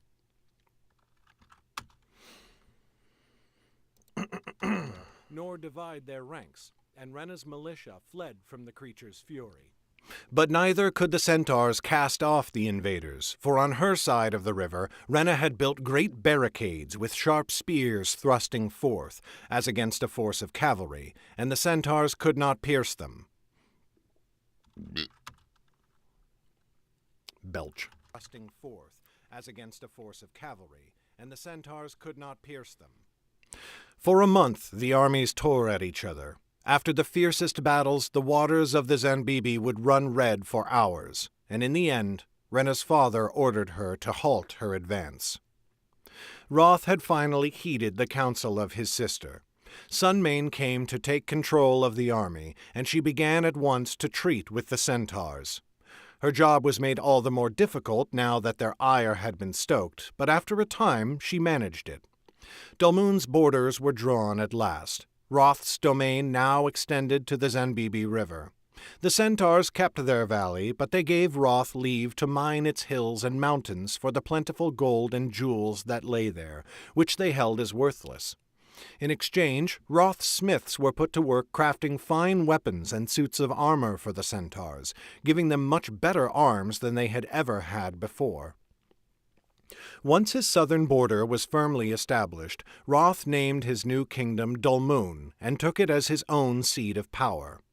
To mark its borders on the shores of the Great Bay, he ordered the building of 2 great war lights. These odd buildings, half lighthouse and half fortress, were a convention first brought to Underrealm by Roth, and are still much favored by the lords of Dulmoon. The northern warlight he named Arod, and the southern Hasufel. But even as his masons busied themselves with the task, Roth set his sights on the lands of Underrealm that lay farther west, and he gave Sunmane the task of seizing them. His daughter, Renna, was no longer in command, but Roth named her as Sunmane's chief lieutenant. That was a high position, certainly, but it rankled her, and led to much strife in the end, as has been told elsewhere. Scene break, 2.5 seconds of silence. The Treaty of Feldamar. Feldamar is a place of jungles, bogs, and marshes, and has always been a divided land. Kings have difficulty establishing their rule across it, for there are many pockets of civilization that are difficult and dangerous to reach. When Roth arrived, Feldamar was ruled by King Kajina. Kajina was a cruel lord, preferring to govern with fear and threat of punishment instead of a kind and coaxing hand. If Kajina suspected a lord of disloyalty, that lord would be killed at once, and often their family as well.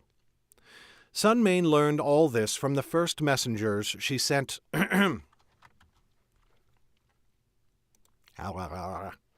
My mouth. My mouth is not cooperating.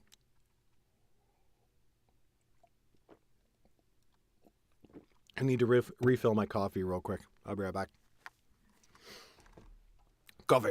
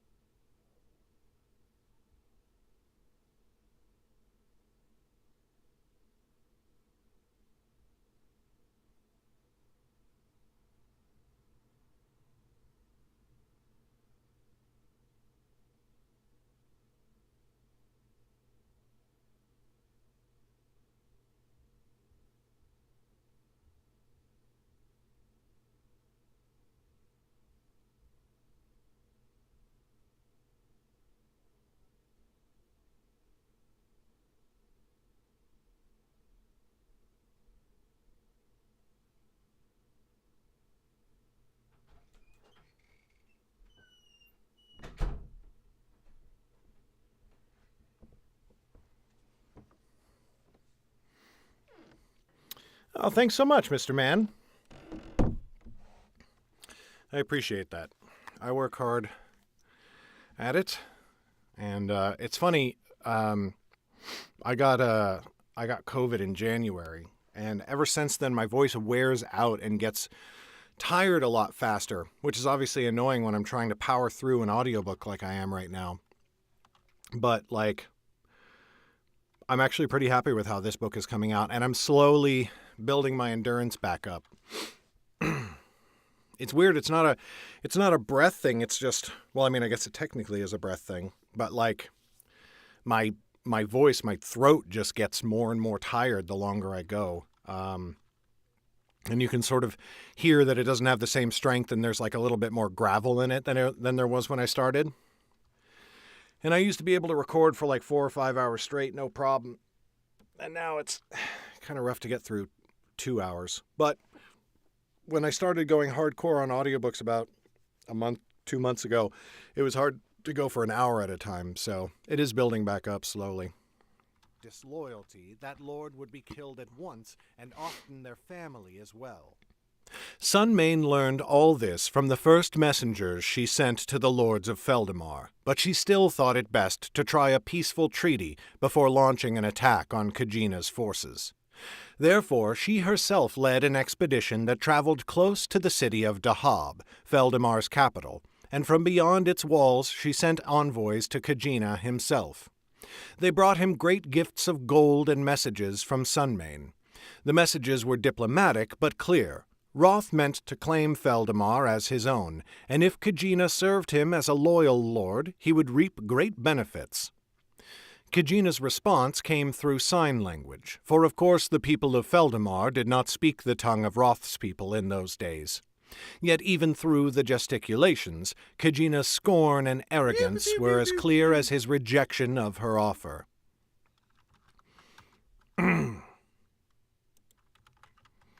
That threw me off, I will admit. Hey, what's up, VlogaNovel?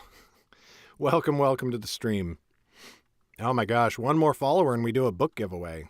And then we get to find out if I remember how to do book giveaways. No, it's totally fine.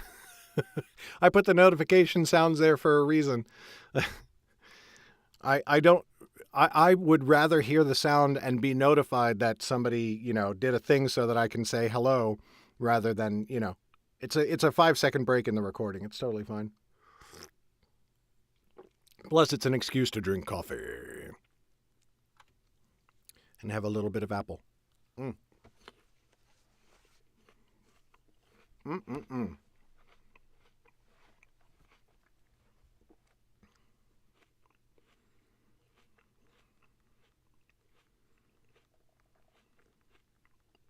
What a dick.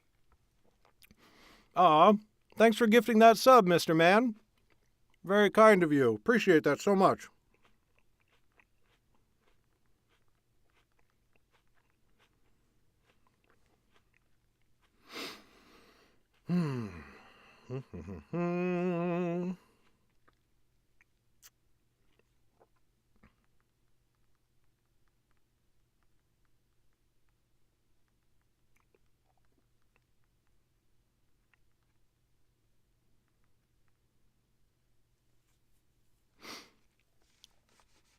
All right.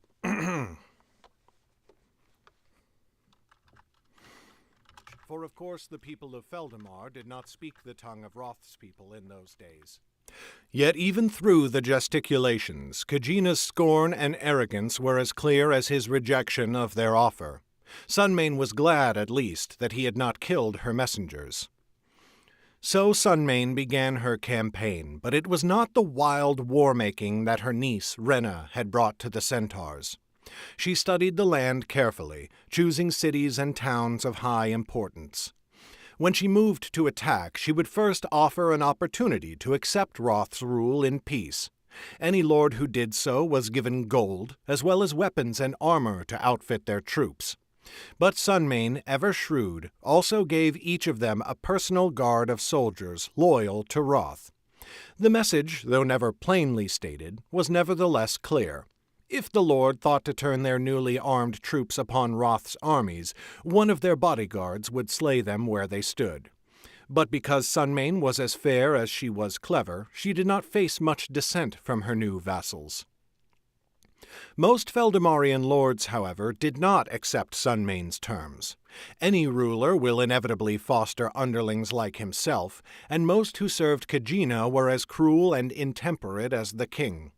After decades of his spiteful rule, they often feared Khajiina's wrath more than this new foreign interloper. Therefore Sunmane had to take many towns and cities by force of arms. Always she would command her troops to do no more harm than was necessary, and she forbade them from pillaging or looting. In this way she hoped to spread word through the kingdom that Roth's armies were at least somewhat benevolent, so that some lords of Feldamar would be more inclined to surrender their holdings without a fight.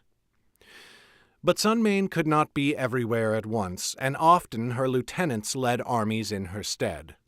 Renna was chief among these, and though she was often the most effective, she was also the most ruthless. Sunmane sent Renna north, where she cut a blood...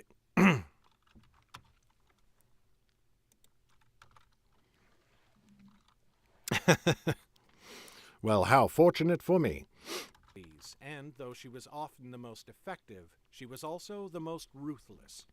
Sunmane sent Renna north, where she cut a bloody path through the jungle towards the Nelos River. By seizing it, Sunmane hoped to strengthen her position against Dahab, which in those days was the capital of Feldamar. Like her aunt, Renna led from the front, but where Sunmane fought with honor as well as skill, Renna was bloodthirsty. Often she would strike down her foes even after they cast their weapons down and begged for clemency, and she ordered her soldiers to do the same. Soon she had amassed a cadre of her favorite troops, many of whom had fought with her in Dulmun and had developed a taste for blood. Chief among these was a brawny and cruel woman named Leif, who was Renna's lover as well as her captain, and who strove always to match her mistress in killing and in conquest. Wherever they went, the people of Feldamar cowered in fear, though that did not stay their blades. Things came to a head at the town of Kunda. Resting in the foothills of a small but deadly mountain range called the Sky's Knives, Kunda was an important point of strength for the Feldamar campaign. In a letter, Sunmane had confided in Renna that she thought the town would be most difficult to take, for Khajiit would no doubt guess their plans and reinforce it. But when Renna approached Kunda on a gold cray morning, I tell you what, this morning is cray. Difficult to take, for Khajiit would no doubt guess their plans and reinforce it.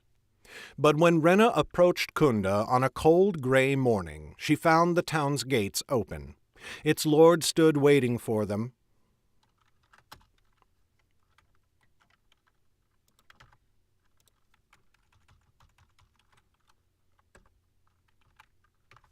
Renna approached Kunda on a cold gray morning. She found the town's gates open. Its lord stood waiting for them. She had only a small party of retainers by her side, and their weapons were not drawn. Though Renna suspected a trap, she nevertheless rode forwards to parley, bringing a dozen heavily armed riders led by Leif. They brought an interpreter as well, for some months ago they had captured a man of Feldamar from the court of a lesser lord. They had taught him their language in order to treat more easily with their foes. As soon as they reached the lord of Kunda, she knelt to them and bent her head. Her retainers did likewise at once. Renna dismounted, sharing a look of amusement with Leif.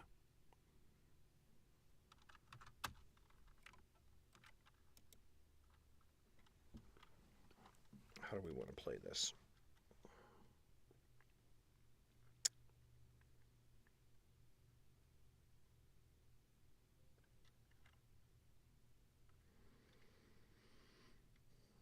Wise at once. Renna dismounted, sharing a look of amusement with Leif. Greetings, honored people of Roth, said the lord of Kunda. She spoke to them in their own language, which amazed them, though the sound of her own tongue was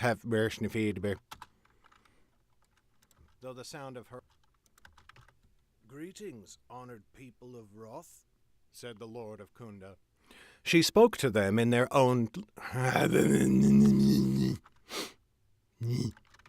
Greetings, honored people of Roth, said the lord of Kunda.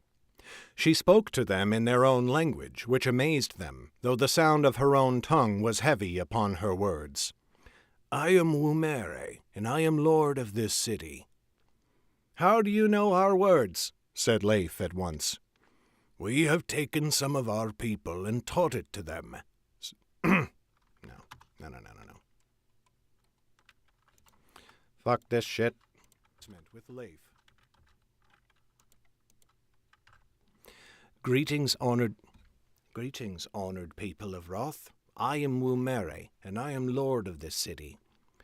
You have taken some of our people and taught it to them. Some of them have managed to escape after a time. I thought it would be best if I spoke to you directly. You have come to conquer Kunda. There is no need. I offer it to you in peace. Is it cowardly, or is it wise? I see the strength of arms you have brought, and I know how many soldiers I have. We cannot hope to defeat you, and surely you know by now that no lord of Feldamar serves Khajiit out of love, nor does he rule us with grace. Wise at once. Renna dismounted, sharing a look of amusement with Leif. Greetings, honored people of Roth, said the lord of Kunda. She spoke to them in their own language, which amazed them, though the sound of her own tongue was heavy upon her words. I am Wumere, and I am lord of this city. How do you know our words? Said Leif at once. You have taken some of our people and taught it to them, said Wumere, risking a glance at the interpreter they had brought. Some of them have managed to escape after a time. I thought it would be best if I spoke to you directly. Why? Said Renna. What do you mean to say to us? You have come to conquer Kunda. There is no need. I offer it to you in peace. You offer it? Said Renna. Are you so cowardly? Wumere looked up at her, still kneeling. Is it cowardly, or is it wise? I see the strength of arms you have brought, and I know how many soldiers I have.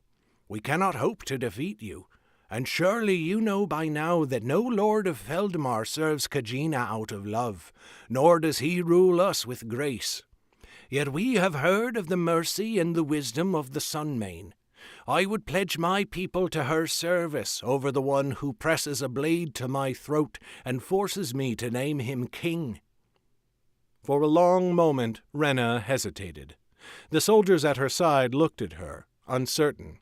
They had come expecting a battle, even thirsting for one. The Sunmane's expectation that Kunda would offer staunch resistance had spread throughout the troops, and this capitulation came as a complete surprise. But at last Rena smiled. No doubt Wumere took that as a good sign, for she smiled in return. Yet Leif knew her mutenants.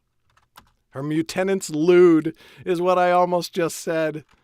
I heard her mutenant posts lewds on the internet.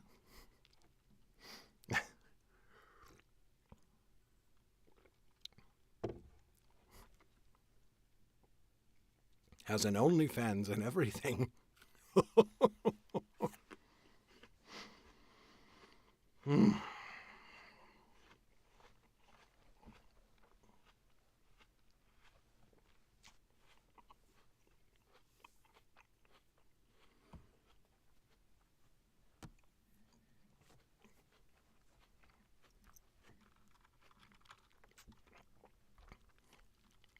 Hey, listen.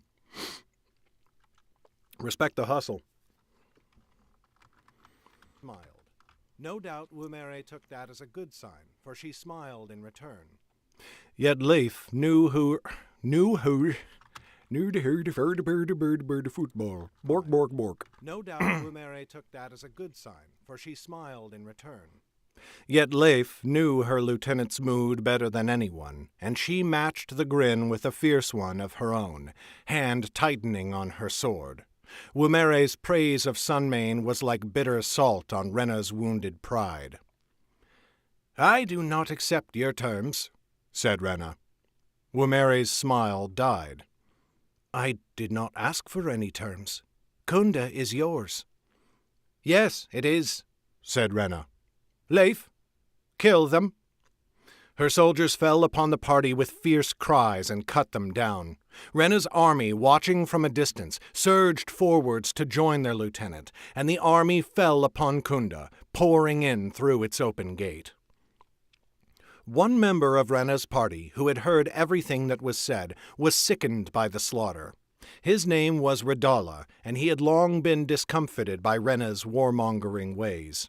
He had held his peace until now, thinking that Rena must be acting on Sunmane's orders. But he knew Sunmane would never condone the slaughter of a town that had surrendered. The night that Kunda was sacked, Radala slipped away from the army in the dead of night. And then he burped. And that's how the sentries found him. They slaughtered him in the darkness. But he knew Sunmane would never condone the slaughter of a town that had surrendered. The night that Kunda was sacked, Radala slipped away from the army in the dead of night, evading the sentries and striking out across the countryside. He made a dangerous journey south and east, where he met Sunmane's army as it pushed its way through the jungle towards Dahab. Once he found Sunmane, he begged an audience and told her all that had transpired at Kunda. Sunmane's wrath was great, and she sent messengers at once to summon Rena to answer for her actions. But before Rena came, an envoy arrived from the family Yerrin. Their matriarch, Manya, desired to meet with Sunmane. This they did, and as has been described elsewhere, the family Yerrin. Their matriarch, Manya, desired to meet with Sunmane. This they did, as has been described elsewhere. Sunmane had the treaty she wanted, not with Feldamar's king, but with the Yerrins. Thus Dahab fell, and most of the Feldamarians were spared further slaughter. When Sunmane took the capital and slew Kegina with her own sword, she did not put one of Roth's people in his place. She found Kegina's daughter, Frema, more than willing to bend the knee to Roth, and so installed her as the new king. In this way, Sunmane likely staved off a much longer and bloodier conflict, for the lords of Feldemar were far more willing to acknowledge one of their own as king than some foreigner. With the campaign at a close, Sunmane treated Renna more leniently than she might have otherwise. Instead of sending Renna home to Roth in shame, she was permitted to remain as a football. Close. Sunmane treated Renna more leniently than she might have otherwise. Instead of sending Renna home to Roth in shame, she was permitted to remain as a lieutenant, though she never led troops in battle again, for Sunmane no longer trusted her. And thus the seed of Renna's discontent continued to grow. Scene break, 2.5 seconds of silence. The occupation of Selvin and Dorsey.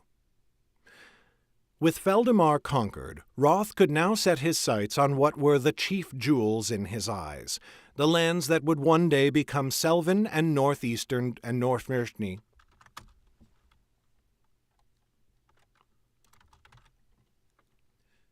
The occupation of Selvin and Dorsey.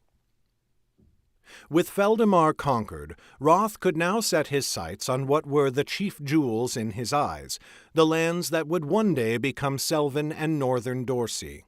Selvin, in particular, was a lush and verdant country that could bring his kingdom great wealth, but he had not been willing to take it while Feldemar could threaten him from the north. He summoned Sunmane back to Southbreak and held council with her at his home in Rothden, a temporary dwelling only while his new palace there was being built. But Sunmane ordered Renna to remain with Roth's armies in eastern Feldemar. She commanded Renna on pain of exile not to take any action without Sunmane's explicit approval. Renna agreed, if begrudgingly, and stewed in Feldemar for months while her aunt and her father made their plans on Southbreak without her.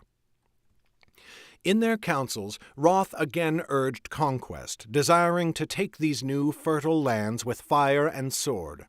But Sunmane spoke strongly against such a course. The lands were practically wide open to them already, with few humans to be found anywhere. Conquest, desiring to take these new fertile lands with fire and sword.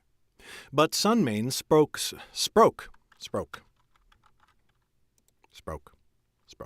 We spoke.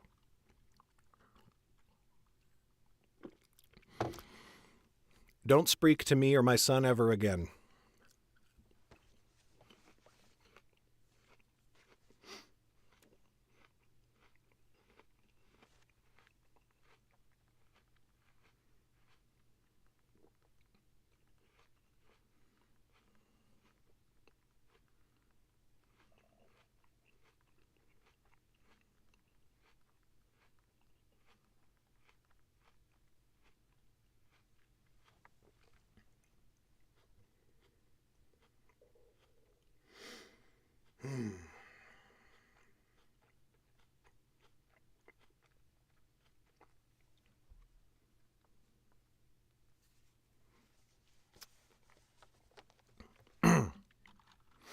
Conquest, desiring to take these new fertile lands with fire and sword. But Sunmane spoke strongly against such a course. The lands were practically wide open to them already, with few humans to be found anywhere. It would not be wise, she said, to fall upon their few new subjects with war, nor should they stoke the wrath of the other creatures who lived there. If they proceeded cautiously and with wisdom, they would surely have an easier time of it when they eventually pushed south beyond the mountains and into the lands of the Tomb Kings, the only other great civilization they knew of, and one which could give them much trouble if they were not cautious. Back and forth they argued for weeks, with both of them growing ever more irritated. Slowly that irritation stoked to anger. And on one dark day, that anger spilled forth until they were shouting at each other in Roth's newly completed throne room, alone with each other, for their advisers and retainers had quickly fled before the fury of their lords.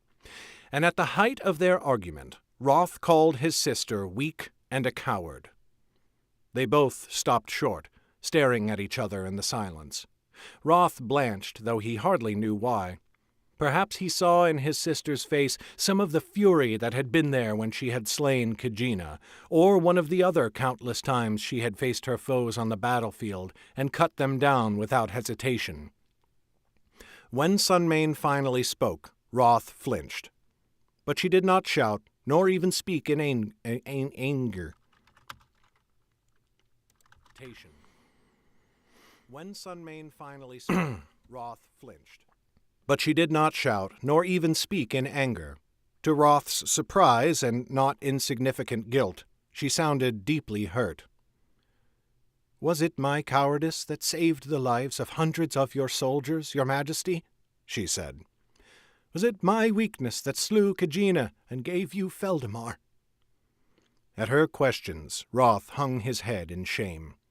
He had no servant more loyal than his sister, nor more loving, and he knew it. "Forgive me, my dearest," he said. "You are one of the moons of my heart, as my daughter, who I named for you, is the other. I spoke in anger, and I regret it." "We have tried war, your majesty," said Sunmane, "and I know—"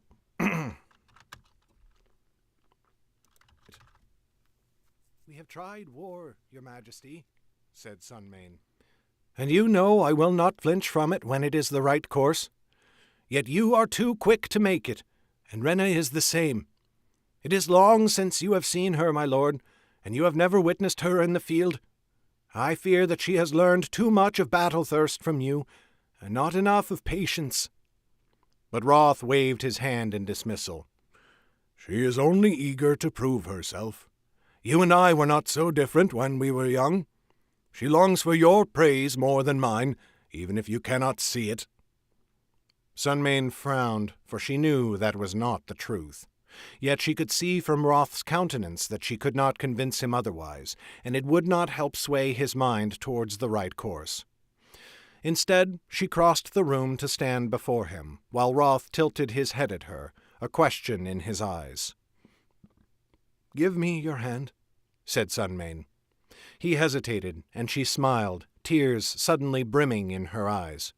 Seeing that, Roth at last placed his hand in hers, and she turned it to place it on her belly. "Feel the life that grows inside me now." Wonder came upon Roth, and his tears swelled to match hers. "A child?" "Yes. Fathered by a lord of Feldemar who joined us shortly before we took Dahab. That was 4 months ago." Roth knelt before her, wrapping his arms around her waist and pressing his cheek to her body. "A child," he whispered. "I thought—" "As did I," said Sunmane. "As did the healers. It mattered little to me either way, but now— Do you not see it, your majesty? Do you—" "Not now," said Roth. "My majesty, if I have any, is eclipsed by this moment. Now I am only a brother who is overjoyed for his sister." Sunmane smiled at that. "Very well, brother. Then hear me when I say, this is the gift of Underum. Life, not death. It is what this new land has given to us, and we must give it back. These places and these people are not ours to conquer. They are ours to cherish, to foster and to grow, to lead. Let me lead, brother, and build a legacy of growth and care rather than of war." Roth stood again, his bearing once again regal. Sunmane's heart quailed, for she feared he would refuse her. But Roth spoke this proclamation. "Let it be so. If it is the sky's will that I rule this new land we have found for our people, then I will. But I will do so with justice and with peace, not war. I give to you, Rena, who is the Sun-Mane, my authority in this. Conquer that which I have taken for my own, but do it with grace. I command only that you bend the knee to me." With the matter at last settled, they did not take long to put their plans into motion. Sun-Mane soon set forth from Southbreak, and she led Roth's people in their new settlement. They spread across the lands slowly, exploring the lush forest of the birchwood, building new towns and villages farther and farther west and south.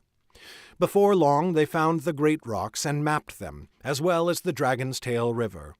People of Feldemar came south to join them, their blood mingling with that of Roth's people. To lands north of the the lands of Feldemar came south to join them, their blood mingling with that of Roth's people. The lands north of the Birchwood were not as fertile as those farther south, but still Sun-Mane took them, and she built the city of Danfon at the foot of the Great Rocks, where she installed one of her sisters as vassal. But for herself she built the city of Garsek, at the mouth of the Melnar River just south of the Birchwood, and from there she directed all her citizens and soldiery in their development of the new kingdom. Sun-Mane did not take this new domain entirely without bloodshed, of course. Though few humans mustered in strength to resist them, other creatures were plentiful in those days. But Rena treated with them when she could, and tried to avoid them when she could not, only bringing the fires of war when her people were attacked first. It was a process of years, rather than the months it would surely have taken if they had made war. Through it all, Roth's daughter Rena served her aunt, growing ever more frustrated and impatient as her blade rested in its scabbard, unused. Often she would look for an excuse to lead troops into battle once again. But Sun-Mane kept a watchful eye on her and restrained her whenever her bloodthirst grew too great. In the end, Selvin was occupied, and Sun-Mane gave it its name, after her daughter, Sylvan, who had been born shortly after she arrived to the new kingdom. Then Roth gave his blessing to the new kingdom and took it under his rule, and named Sun-Mane as its king, with Sylvan as her prince. This came as a great shock to Sun-Mane, who had expected Roth to send her to conquer more new lands in his name and give the kingdom to Rena. Indeed, she had long planned for this, and had tried to structure her new kingdom so that it would not suffer too greatly under Rena's more violent hand. But she accepted the honor with grace and dignity, as well as with gratitude. It left her feeling lenient, so that when Rena begged to be allowed to return to Southbreak to see her father, Sun-Mane relented. To her mind, it was better to have Rena gone for a time, rather than continuing to serve with resentment in her heart. She could not know, of course, how dark was the hatred already filling that heart. Had she suspected what Rena meant to do at Southbreak, Sun-Mane would never have allowed her to go. But Sun-Mane had no gift of foresight, and so Rena left, soon to set in motion the first great civil war of Underrealm. But while some parts of that story have been told already, we must wait a while longer before the rest of it can be told in full.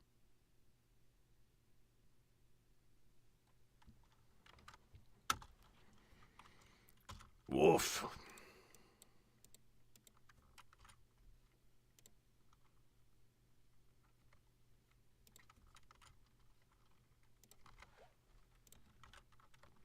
Shit, that was a long one. 31 minutes for that fucking chapter.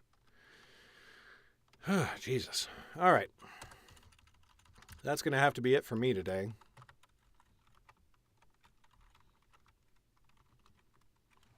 God damn. I really wish we'd finished. But I do not have the time.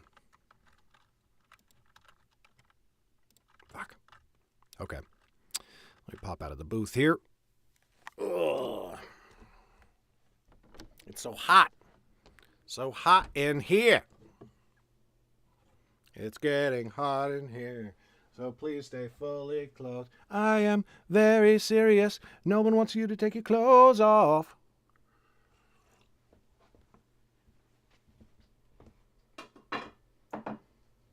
Oh, Jesus. Oh, God. Sweet baby G. Well, hello.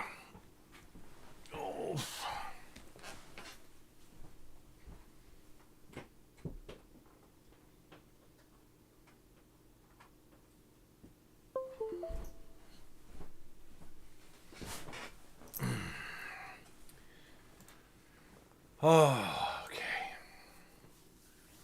Who are we writing today?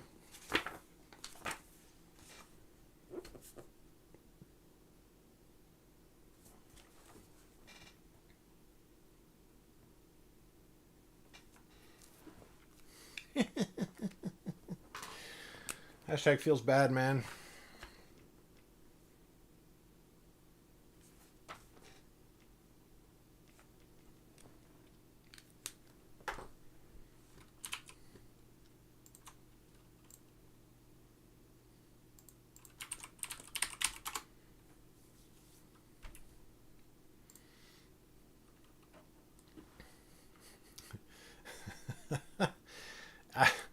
I don't know, Mr. Man.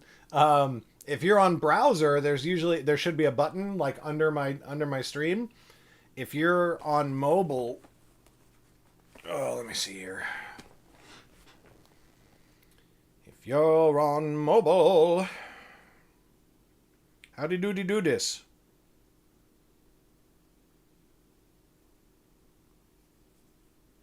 On mobile.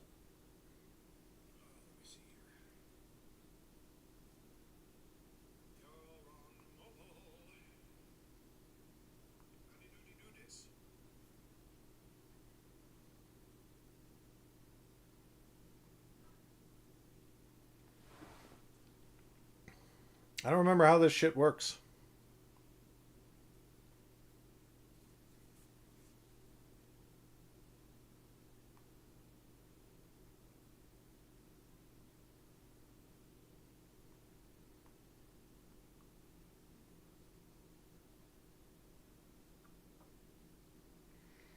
You used to be able to see shit under the stream itself if you were on mobile. And you probably still can, but I don't remember. You don't know, not you. Oh. What a dick. Oh my god. Oh my god. What Mr. Man. Dick. Thank you so much. That's so nice of you. Holy crap. Thank you. What Holy shit. A dick. Ah. 10 gift subs thrown out there. What a dick. Truly the best. Holy crap. Thank you. Oh, that is what a very lovely way to end the stream. And thank you for making my day.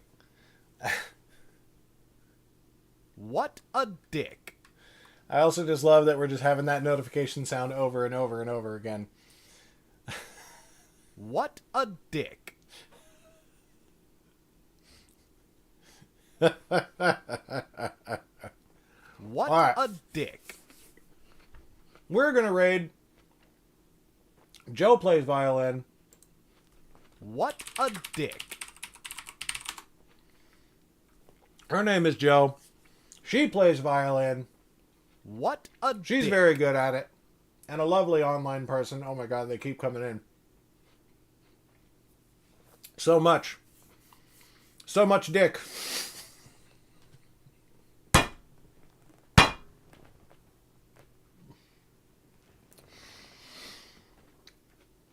I did not wake up this morning thinking I was going to have to take 10 dicks at once.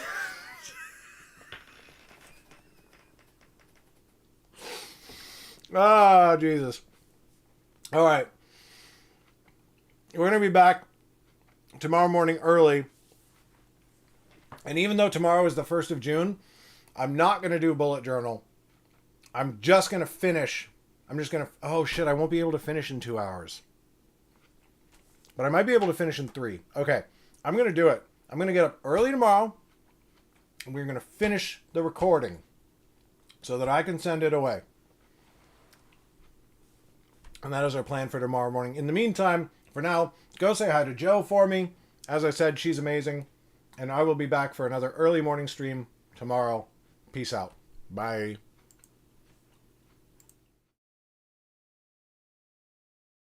As well as Genji the Fox, thank you for the follow as well.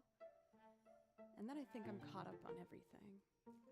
VlogaNovel! I just said I was caught up on everything, but then you have